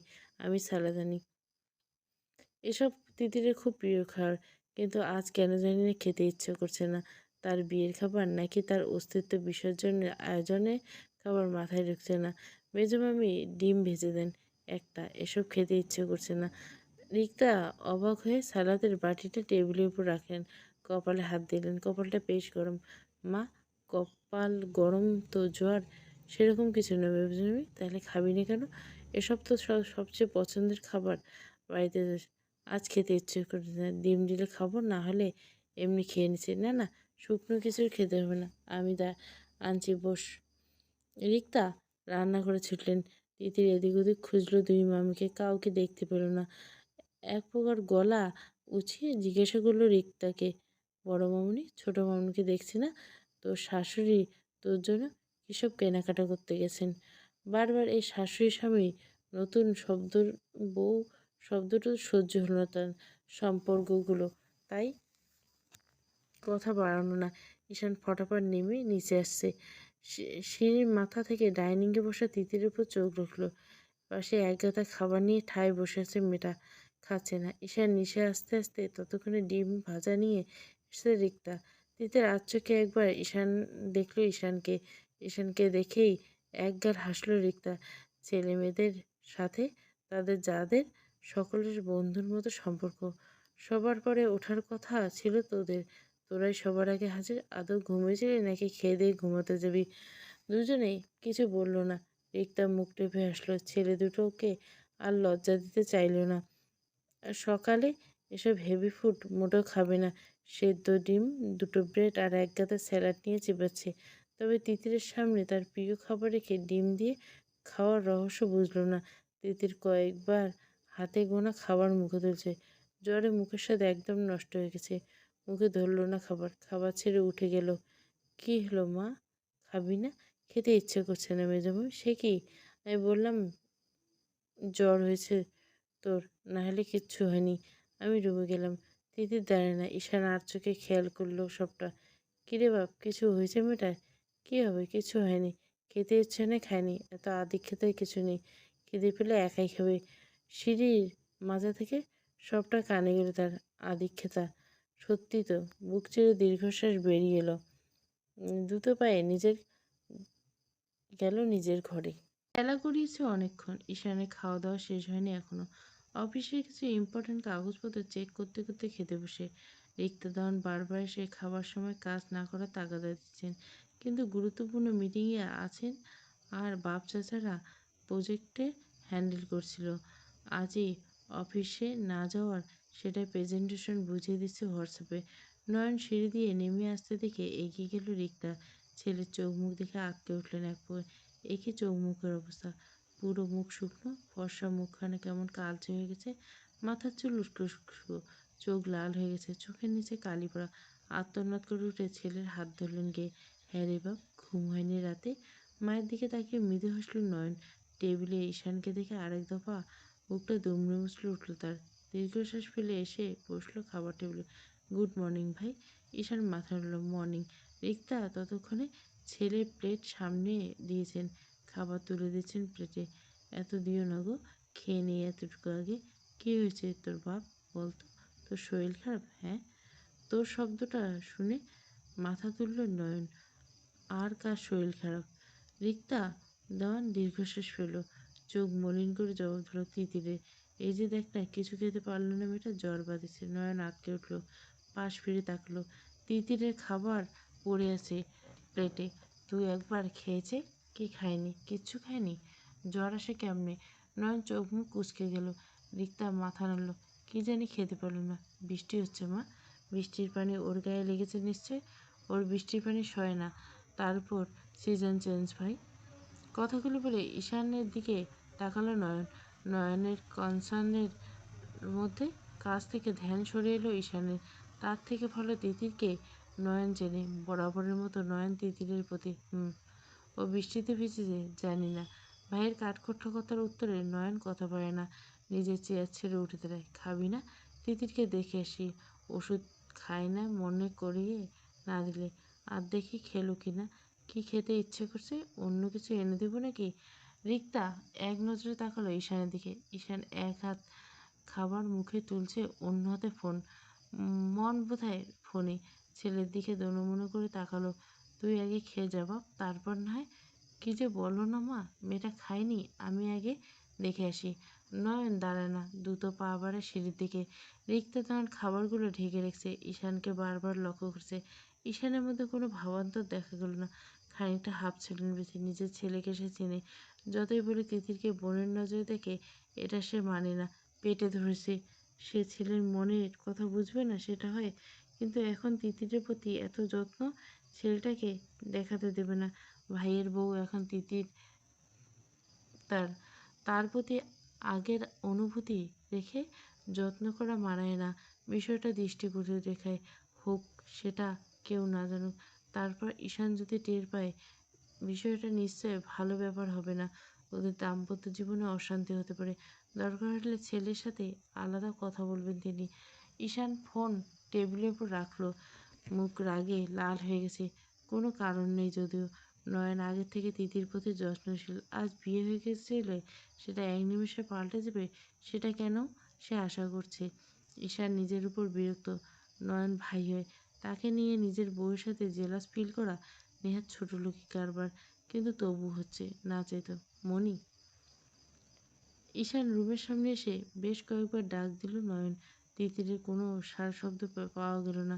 জ্বরে বেশি কাবু হলো নাকি মেয়েটা? করিডোর থেকে নিচে তাকিয়ে একবার পরখ করলো ভাইকে। নির্বিকার বসে আছে। অফিসের কাজ করার সময় এটা। সে জানে না তিতিরের শরীর খারাপ নাকি ঝামেলা হয়েছে কেন।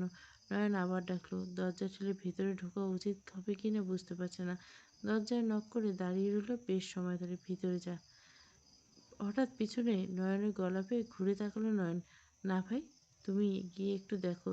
ঈশানের মুখটা কেমন একটা হাসি দেখা গেল। আগে তো পারমিশন নিতিস না?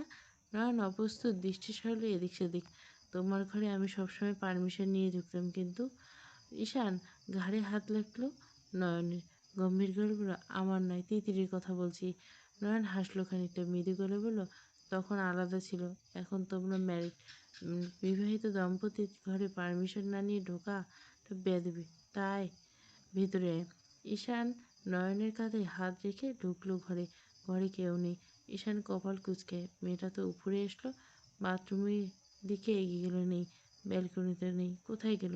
নয়ন ঠায় দাঁড়িয়েছে দরজার কাছে। পুরো ঘরে ফুলে ফুলে ভরা, যেন কিছুই সরানো হয়নি।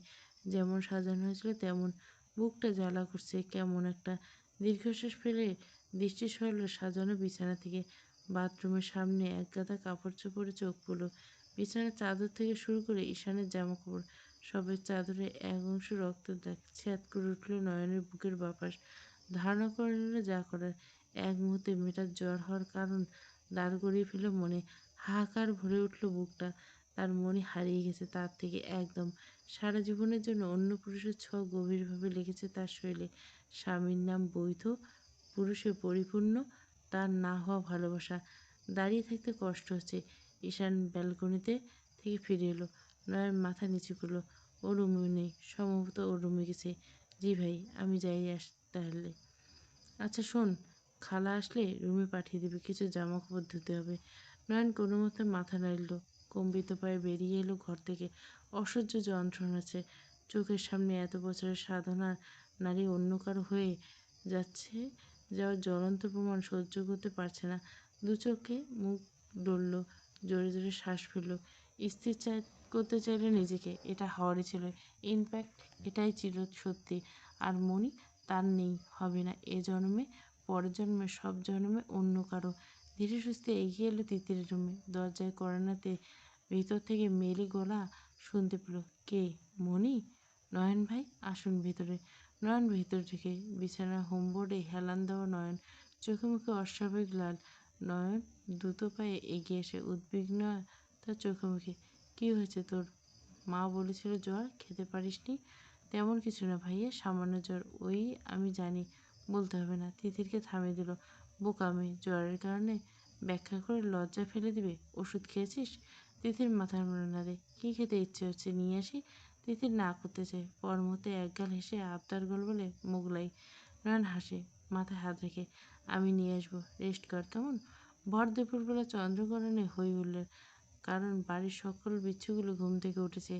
সারা সকাল ঘুমিয়ে সবাই উঠে একেবারে দুপুরে লাঞ্চ করে এখন এসেছে তিতিরের কাছে। তিতিরকে ঈশানের ঘরে না দেখে চোখ কপালে। তিতির বিছানায় হেলান দাও, চোখ বন্ধ করে আছে, মাথা যন্ত্রণা করছে, সাথে পেটও। একে একে ঘরে ঢুকলে সবাই। নিশি নুরি এসে আগলে বসলো বোনকে। নিচ থেকে শুনেছে বোনের শরীর খারাপ।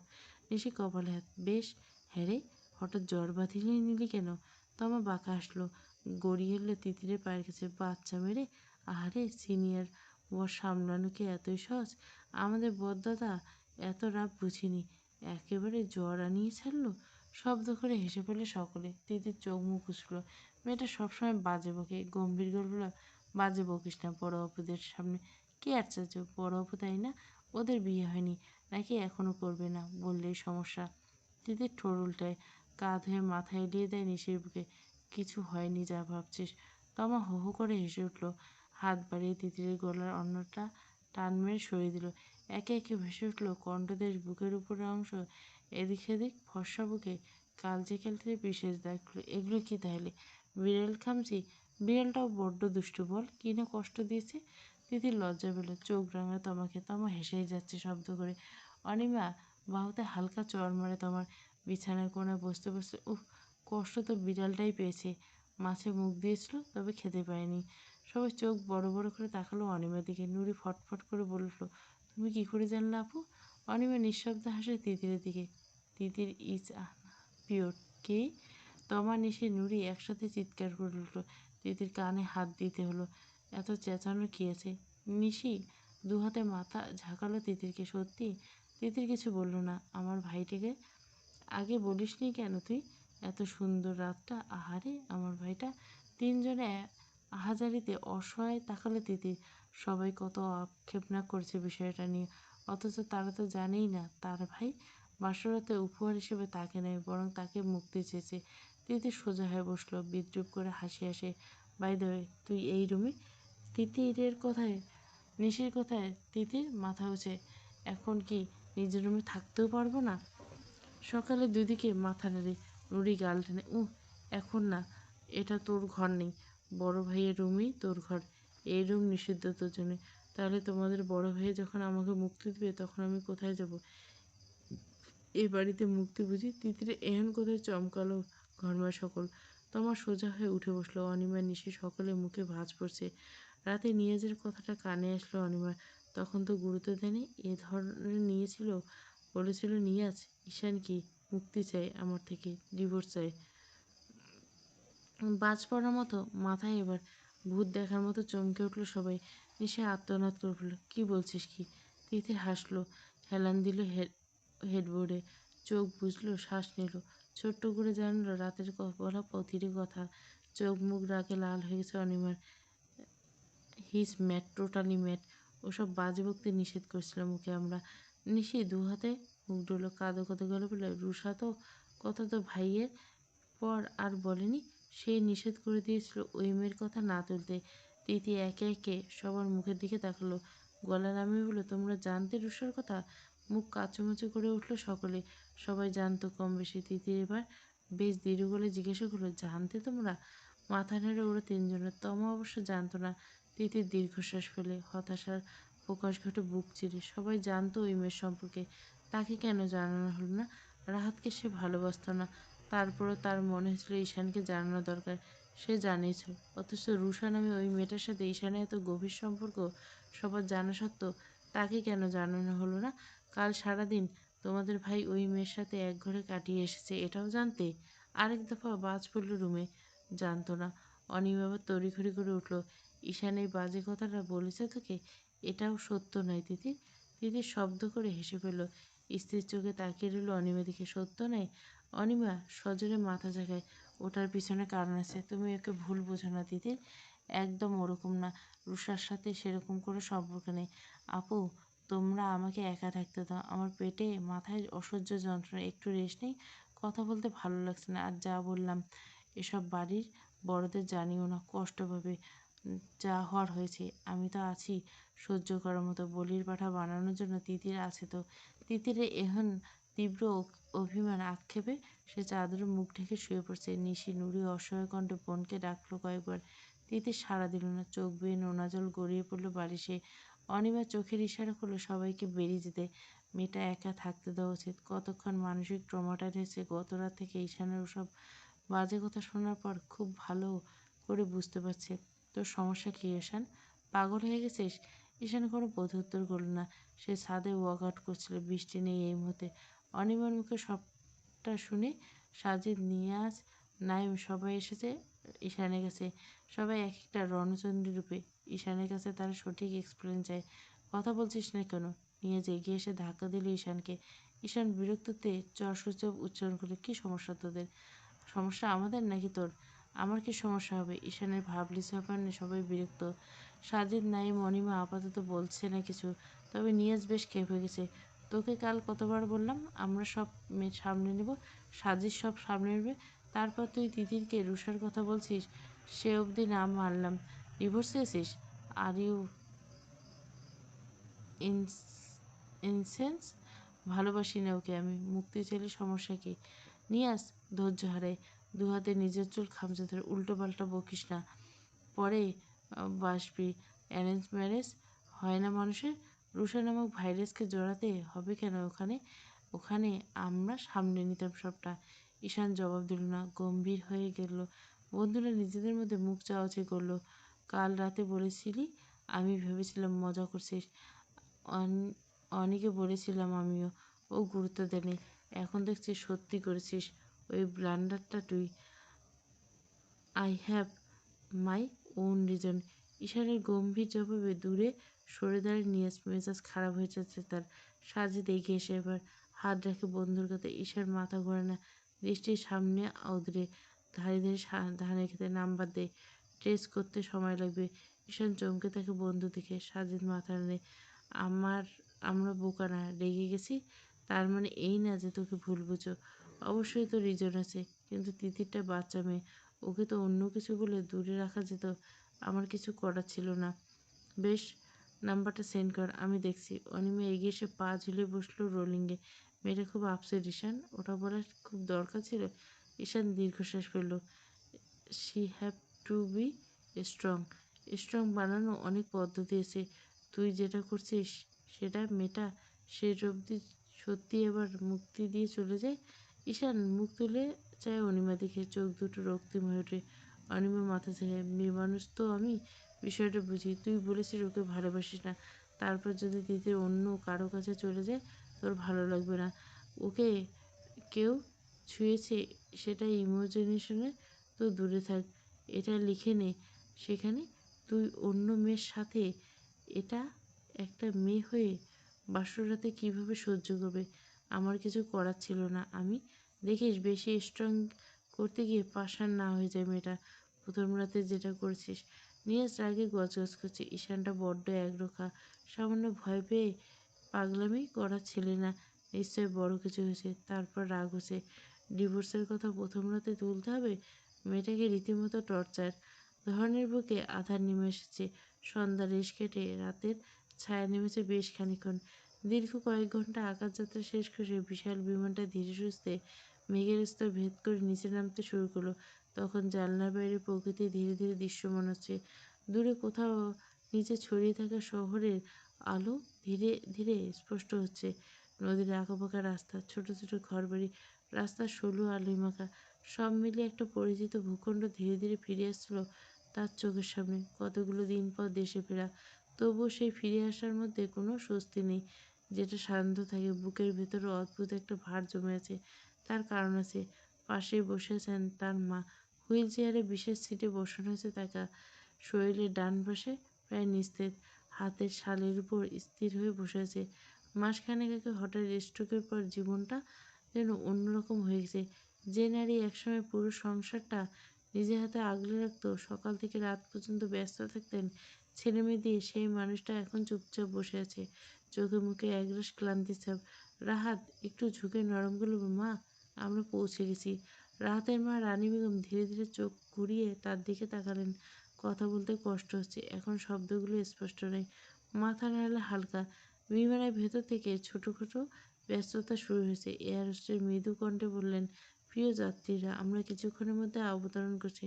অনুগ্রহ করে আপনার সিট বেল্ট বেঁধে নিন। মানুষ নিজেদের ব্যাগ গোছাতে শুরু করে। কেউ ফোন চালু করছে, কেউ জানলা দিয়ে ছবি তুলছে। দীর্ঘ ভ্রমণের শেষে সবার মাঝে বেশ ঘরে ফেরার উচ্ছ্বাস। কিন্তু রাহাতের মন যেন অন্য কোথাও আটকে আছে। তার সমস্ত মনোযোগ এখন তার মায়ের দিকে। তার উপর তিতির সাথে যোগাযোগ করতে পারেনি আজ এতগুলো দিন। বুকের ভিতরটা দলা পাকিয়েছে। ওই মুখটা দেখে না আজ কতগুলো দিন। বিমান ধীরে ধীরে রানওয়েতে ছুঁয়ে নামলো। ঢাকার একটা মাটিতে ঘর্ষণের সাথে ভারী শব্দ হলো। তারপর ধীরে ধীরে গতি কমিয়ে এলো। জানলার বাইরে বিশাল এয়ারপোর্টের রানওয়ে, সারি সারি আলো ও দূরে দাঁড়িয়ে থাকা অন্য বিমানগুলো সব চোখের সামনে স্পষ্ট ভেসে উঠল। কিছুক্ষণ পর দরজা খোলা হলো। প্রথম সাধারণত যাত্রীরা নামতে শুরু করলো। তারপর বিমান কর্মীরা বিশেষভাবে এসে রাহাতের মাকে হুইল চেয়ারে বসিয়ে নামানোর চেষ্টা করলো। রাহাত খুব সতর্কভাবে মায়ের পাশে দাঁড়িয়ে রইল, যেন সামান্য অসাবধানতায় তাকে কষ্ট না করতে হয়। বিমানের সরু দরজা পেরিয়ে বাইরে বেরোতে হালকা গরম আর আর্দ্র বাতাস মুখে এসে লাগলো। বিদেশের ঠান্ডা শুষ্ক আবহাওয়া এই উষ্ণ বাতাসটাকে অদ্ভুতভাবে অপরিচিত মনে হলো। টার্মিনালের ভেতরে ঢুকতে চারপাশে ব্যস্ততা যেন স্পষ্ট হয়ে উঠল। বড় বড় কাঁচের দেওয়াল দিয়ে আলো ঢুকছে, মেঝেতে ঝকঝকে প্রতিফলন তৈরি করছে। ট্রলি ঠেলার শব্দ, মানুষের কথাবার্তা সব মিলে এক জীবন্ত পরিবেশ চারপাশে। ঘোষণা মাইকে মাঝে মাঝে ভেসে উঠছে বিভিন্ন ফ্লাইটের নামে। Attention please, flight arrival. মানুষের ভিড়ের মাঝখান দিয়ে ধীরে ধীরে এগোতে লাগলো রাত। এক হাতে হুইল চেয়ারের শক্ত হাতল ধরে আছে, অন্য হাতে নিজের ছোট্ট ব্যাগটা। তার চোখে মুখে বারবার মায়ের মুখের দিকে চলে যাচ্ছে। মায়ের সাদা চুলের রং আর স্পষ্ট হয়ে উঠছে, চোখের নিচেই ক্লান্তি। হঠাৎ করে তার মনে পড়ল ছোটবেলার একটা দৃশ্য। স্কুলে যাওয়ার সময় মা প্রতিদিন দরজার সামনে দাঁড়িয়ে থাকতেন, ব্যাগটা ঠিক করে দিতেন, কখনো চুলে হাত বুলিয়ে দিতেন। আজ যেন সময় উল্টো হয়ে গেছে। আজ সেই মায়ের পাশে দাঁড়িয়ে রক্ষকের মতো। হঠাৎ খেয়াল করলো চোখ জ্বালা করছে। বাবা মারা গেছেন সে যখন খুব ছোট। তারা ভাই বোনেরা বাবাকে তেমন একটা পায়নি। মাই তাদের আগলে মানুষ করছেন। তার মামারা কত জোর করেছেন মাকে অন্য জায়গায় বিয়ে দিতে, কত বলেছেন গোটা জীবন পড়ে রয়েছে বাচ্চাদের তারা মানুষ করবে, কিন্তু মা রাজি হয়নি। ছেলে মেয়েগুলোকে আঁকড়ে ধরে গোটা একটা জীবন পাড়ি দিল। ইমিগ্রেশন লাইনে তাদের আলাদা ব্যবস্থা করেছে একজন কর্মী তাদের এগিয়ে নিয়ে যাওয়ার জন্য। আস্তে রাহাত নেড়ে ধীরে ধীরে এগিয়ে যায়। মাঝে মাঝে মানুষজন একটু থেমে তাকাচ্ছে, হয়তো হুইল চেয়ারে বসা ক্লান্ত নারী দিকে দেখে, অথবা ছেলেটা নীরবে যত্ন দেখে। সব প্রতীকের শেষ হতে বেশ কিছু সময় লাগলো। তারপর তারা পৌঁছালো আগমনী লাউঞ্জের পাশে।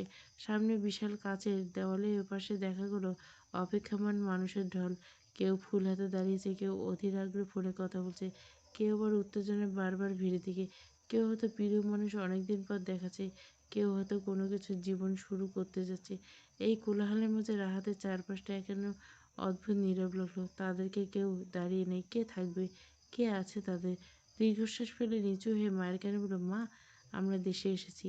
মায়ের চোখ জোরে কেমন চিকচিক করে উঠলো, খুশিতে ঝলমল করে উঠলো। ঠোঁটের কোণে খুব সামান্য একটা হাসি ফুটতেই হাসিটা দেখে রাহাতের বুকের ভেতর হঠাৎ একটা শক্ত অনুভূতি জেগে উঠল। বিদেশে বড় বড় হাসপাতাল নামী ডাক্তার সব জায়গায় ঘুরেছে। ডাক্তাররা বলেছে সময় লাগবে ধৈর্য ধরতে, হয়তো পুরোপুরি সুস্থ হতে অনেক সময় লাগবে। সে অবশ্য ভাবতে পারেনি তার মাকে জীবিত ফেরত আনতে পারবে। ডাক্তাররা আশা অব্দি চেয়েছিল, সৃষ্টিকর্তা অশেষ রহমত। সে হুইল চেয়ার হাতলে হাতটা একটু শক্ত করে ধরল। তারপর ধীরে ধীরে কাজের বিশাল দরজার দিকে এগোলো। একপাশে সাইড করলো হুইল চেয়ার, এগিয়ে গেল মায়ের সামনে। রাহাতের মা রানী বেগম খানিকটা জিজ্ঞাসা চোখে ছেলের দিকে তাকালেন, এখানে থামার কারণ জানতে চাইলেন।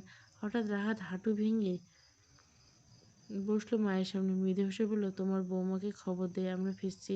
তোমার চক্করে তাকে তো ভাসিয়ে দিয়েছিলাম, সে বোধহয় চিনতে আসছে। রানী বেগম হাসে, ছেলেটা অস্থিরতা দেখেছে, মেয়েটাকে সে বড্ড ভালোবাসে। দূরে হর্নের শব্দ শোনা যাচ্ছে, ট্যাক্সির সারি দাঁড়িয়েছে, মানুষজন ব্যস্ত পায়ে ছুটে আসছে। রাহাত একবার আকাশ দিকে তাকালো, আকাশে দারুণ মেঘলা, বৃষ্টি নামলো বলে। পকেট থেকে ফোন বের করলো, কাঙ্ক্ষিত নাম্বার ডায়াল করলো। দুবার রিং হতে কেটে গেল। রাহাত চোখ মুখ কুচকে তৃতীয়বার কল করলো। এবার অবশ্য ফোন রিসিভ হলো। তিতির ঘুমাচ্ছিল, জ্বরের এখন কেটেছে বোধহয়। পিরিয়ডের সময় এমনিতে সে ব্যথায় বিছানা থেকে উঠতে পারে না, ব্যথার জ্বর এসে যায়। তার উপর বৃষ্টিতে সারা রাত ভিজেছে, এত মানসিক চাপ, শরীরটা কেমন দুর্বল হয়ে গেছে। আধো অন্ধকার রুম, একটি মাত্র ডিম লাইট জ্বলে উঠলো কম্বলে রাখা অবধি ঢেকে রাখা মেয়েটা। বালিশের পাশ থেকে হাতে ফোনটা হাতে নিল, সরু চোখে দেখলো আননোন নাম্বার। ফোনটা কানে ঠেকালো। হ্যালো, কে বলছেন? ওপাশ থেকে কণ্ঠস্বর শুনলো, রাহাতের মুখে প্রশান্তি ছেয়ে গেল। অবশেষে চোখ বুঝে বলল, দীর্ঘ হলে বলে, পড়ি। চিরচেনা সেই ডাকটা, এই নামে তাকে কে ডাকে সে খুব ভালো করে জানে। বুকের ভেতরটা ছ্যাট করে উঠলো, চমকে উঠলো স্ক্রিনের দিকে। ফোন কানে বিস্ময়গুলো বলে, রাহাত ভাই, রাহাত ভাই আপনি কোথায় ছিলেন এতদিন?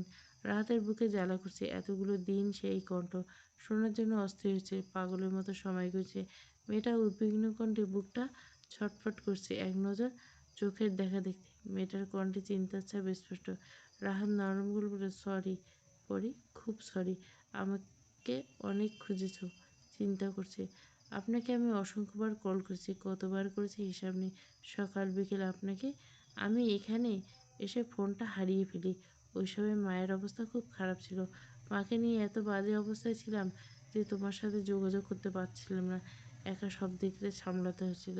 দেশে ফেরা মাত্র তোমাকে কল করছি, আমি এয়ারপোর্টে দাঁড়িয়ে আছি।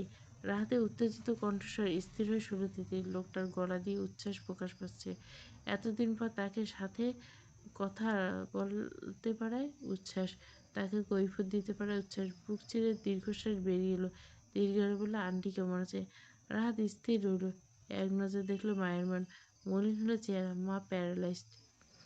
খানিকটা দম নিল। তিতির সান্ত্বনাসূচক কিছু বলার জন্য আবার উত্তেজিত কণ্ঠে শুনতে পেল রাহাত, মা তোমাকে আমার বউ করে আনার জন্য ছটফট করছে, বারবার বলছে মৃত্যুর আগে তোমাকে।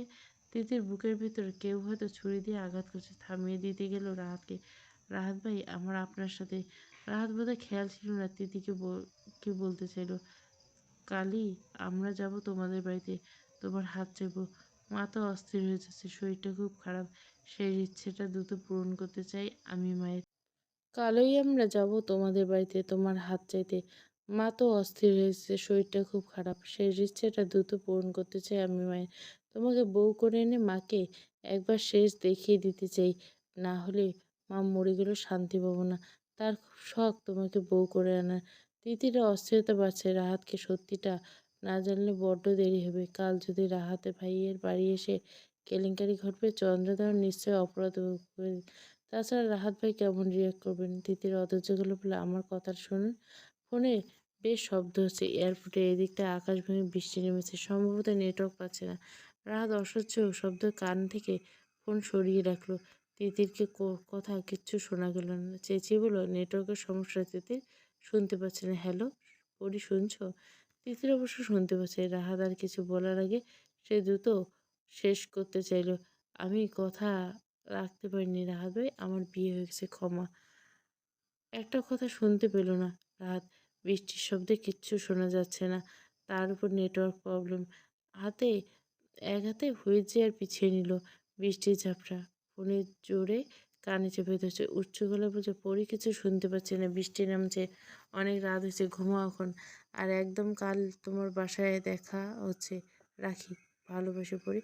তিথির কিছু বলতে পারল না গুছিয়ে। যা বলেছে রাহাত এক বর্ণ সে শুনতে পায়নি। সে খুব ভালো করে বুঝতে পারল কি করবে এখন।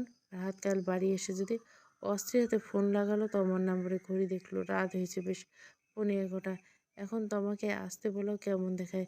তমা ফোন ধরলো, সাথে সাথে তিতির। তিতির কখন কল করে না, যা দেখ কথা মেসেজে। হঠাৎ ফোন করে ভরকে দিল, ঠিক আছে, জ্বর কমছে, আসতে পারবে এবার? হুম। এখন? হুম, আর্জেন্ট। তুই এগিয়ে মেন দরজায় দাঁড়া, ভয় লাগে আমার, আসছি। দাঁড়া, নয়ন ভাইকে পাঠাচ্ছে, অপেক্ষা কর। এটাই চাচ্ছিলাম। তিথি হেসে ফেলল। সে তো জানতো তমা এটা যাচ্ছে, পাশাপাশি বাড়ি, তাই গেট পার হয়ে আসতে তমা মোটেও ভয় পায় না। এর আগে বহুবার এসেছে। বিছানা ছেড়ে উঠে দাঁড়ালো তিতির। ঘর থেকে বেরিয়ে সোজা গেল নয়নের রুমে। ঈশান সবে বন্ধুদের সাথে আড্ডা দিয়ে ঘরে এসে ফ্রেশ হয়ে বেরিয়েছে। রাতে হট শাওয়ার না নিলে তার ঘুম হয় না। দরজাটা খোলা, রুমটা তার পরিষ্কার করা। তিথি রুমে আসেনি। ঈশান দীর্ঘশ্বাস ফেলল। হাত বাড়িয়ে টি শার্টটা নিতে চোখ খুঁড়িয়ে খুঁড়িয়ে চলা তিতিরের দিকে। কপাল কুঁচকে ফেলল। ওদিকে নয়নের রুম। দ্রুত টি শার্টটা গায়ে জড়িয়ে নিল, ট্রাউজারখানা পরে নেয়। দরজার কাছে যেতে শব্দ পায়। তিতির আর নয়নের কথা বলেন, একটু এদিকে, একটু এগিয়ে আসবেন, দিয়ে আসবেন তো আমাকে এত রাতে। আমার একা থাকতে ভয় করছে, ওকে আসতে বলছি। নিশি নুরিকে ডেকে দেয়? না, আপুরে ঘুমিয়ে গেছে, তোমাকে দরকার। ঘরে যা, আমি নিয়ে আসি। তিথির মাথা নাড়ে, দ্রুত পায়ে নেমে যায় নিচে। তিথির ঘুরে আসতে সামনে পড়ে ঈশান। কালো গায়ে কালো শার্ট, সাদা ট্রাউজার, বুকে আড়াআড়ি হাত ভাঁজ করে দরজায় ঠেস দিয়ে দাঁড়ানো, চুলগুলো ভেজা, টপ টপ করে পানি পড়ছে। শাওয়ার নিয়েছে নিশ্চয়। স্ত্রী তীক্ষ্ণ চোখে তাকিয়েছে তার ওই দিকে। তিথি নিজের বুকের ভিতর কম্পন অনুভব করলো। কাঁপা কাঁপা পায়ে পাশ কাটিয়ে চলে যেতে গম্ভীর কণ্ঠে ডাকতে হলো তাকে, ঘরে আয়। ঘরেই তো যাচ্ছি। পরিবার ধরে বেঁধে বিয়ে দিয়েছে, আলাদা ঘরে থাকতে? তিথির পিছনে ফিরল, ঠায় দাঁড়িয়ে জানছে কে? সবাই ঘুমাচ্ছে। কেউ না জানলে তো হলো, পাকনা কেউ করবে না। সকালে দেখে ফেললে কি করবে? আমি সকালে জলদি উঠি, তাছাড়া অত সকালে কেউ উপরে আসার চান্স নেই, দেখার চান্স নেই। তিতির দ্রুত পায়ে এগিয়ে যায় নিজের কামরা দিকে। ঈশান বিরক্ত হয় তিতিরের একের পর এক যুক্তিতে রাগ উঠেছে, ঝটপট শক্ত করে চেপে ধরে হাত হ্যাঁচকে টানে নিজের দিকে আনে। সমস্যা কি আপনার? যখন তখন গায়ের জোর দেখান। সীমাতে থাকতে বলছি আপনাকে আমি। সরু চোখে মাথা নিচু করে তিতিরের মুখ পানে তাকিয়ে রয়ে ঈশান। শরীরটা বেশ গরম। একদিনের জন্য মুখটা দিকে তাকানো যাচ্ছে না। ফর্সা মুখটা রক্তিম হয়েছে। ফালতু কথা না বলে ঘরে আয়। তিতির রীতিমতো হাত ছাড়ার জন্য ছটফট করছে। ঈশান উল্টো শক্ত করে চেপে ধরছে। তমা আসছে আমার রুমে শোবে। আমি দায়িত্ব নিলাম, কেউ জানবে না। আমরা আলাদা ঘুমাই। ছাড়ুন এবার। সিঁড়িতে হঠাৎ আওয়াজে তিতিরকে টেনে হুড়মুড়িয়ে নিজের ঘরে ঢুকলো ঈশান। রিক্ত দেওয়া নয়নে খাবার নিয়ে উপরে আসছেন। এদিকে দুজনে লেপ্টে দাঁড়িয়েছে দেওয়ালের সাথে। ঈশান দুহাতে তিতিরে মাথার দুপাশে। তিতির কাচুমাচু করে দাঁড়ালো, বুকটা ধকধক করছে। চোখ রাঙালো ঈশানকে। সরুন বলছি। সরল না। তো আমাকে আসতে বলছিস কেন? দরকার আছে। কে কল করছিল তখন? তিতির বড় বড় চোখ করে চায়, অবাক হয়। আপনাকে কে বললো? কে করছিল সেটা বল। বলবো না, থাপ্পড় খাবি। দুহাত সরিয়ে নিতে চাইলো ঈশানকে। কঠিন গলায় বলল, বলেছিলাম না আমাকে দুর্বল না ভাবতে। যা বলবেন যা করবেন মুখ বুজে মেনে নেওয়ার মতো দুর্বল আমি নই। সরুন। তিতির চেঁচাবেন না। আমাকে আমার মতো চলতে দেবেন বলছি। একবেলায় ভুলে বসে আছেন। শুনেছিলাম ভদ্রলোকের এক কথা, দেওয়ান সাহেবের ক্ষেত্রে সেই কথাটা তো বেশি ফলা উচিত। অথচ আপনি তো দেখছি বেলায় বেলায় রং বদলান। ঈশানের চোখ মুখ রক্তিম রক্তলাল হয়ে গেল। মেয়েটার মুখে লাগাম নেই, যা খুশি বলতে থাকে। এক হাত শক্ত করে চেপে ধরল গাল। তোকে আমি? ঈশান দরজায় রিক্ত দেওয়ানের গলাপে ঝট করে ছেড়ে দিল তিতিরকে। ছল ছল চোখে ঘুরে দ্রুত হাতে মুছল মেয়েটা। ঈশান গলায় চুগল, মেজমা এসো। হাতে কফি ফ্লাক্স নিয়ে দরজার সামনে এসে দাঁড়ালো, বাড়িয়ে ধরলো ঈশানের দিকে। এটা রাখ, তিতিরকে দেশ। মেয়েটা প্রচণ্ড গলা ব্যথা, এটা খেলে আরাম লাগবে। ঈশান মৃদু এসে হাত বাড়ি নেয়। রিক্তা চলে যেতে দ্রুত পায়ে পাশ কাটিয়ে বেরিয়ে যায় তিতির। সাজের মায়া পর্ব ৫। পুরো গল্পটা প্লেলিস্টে।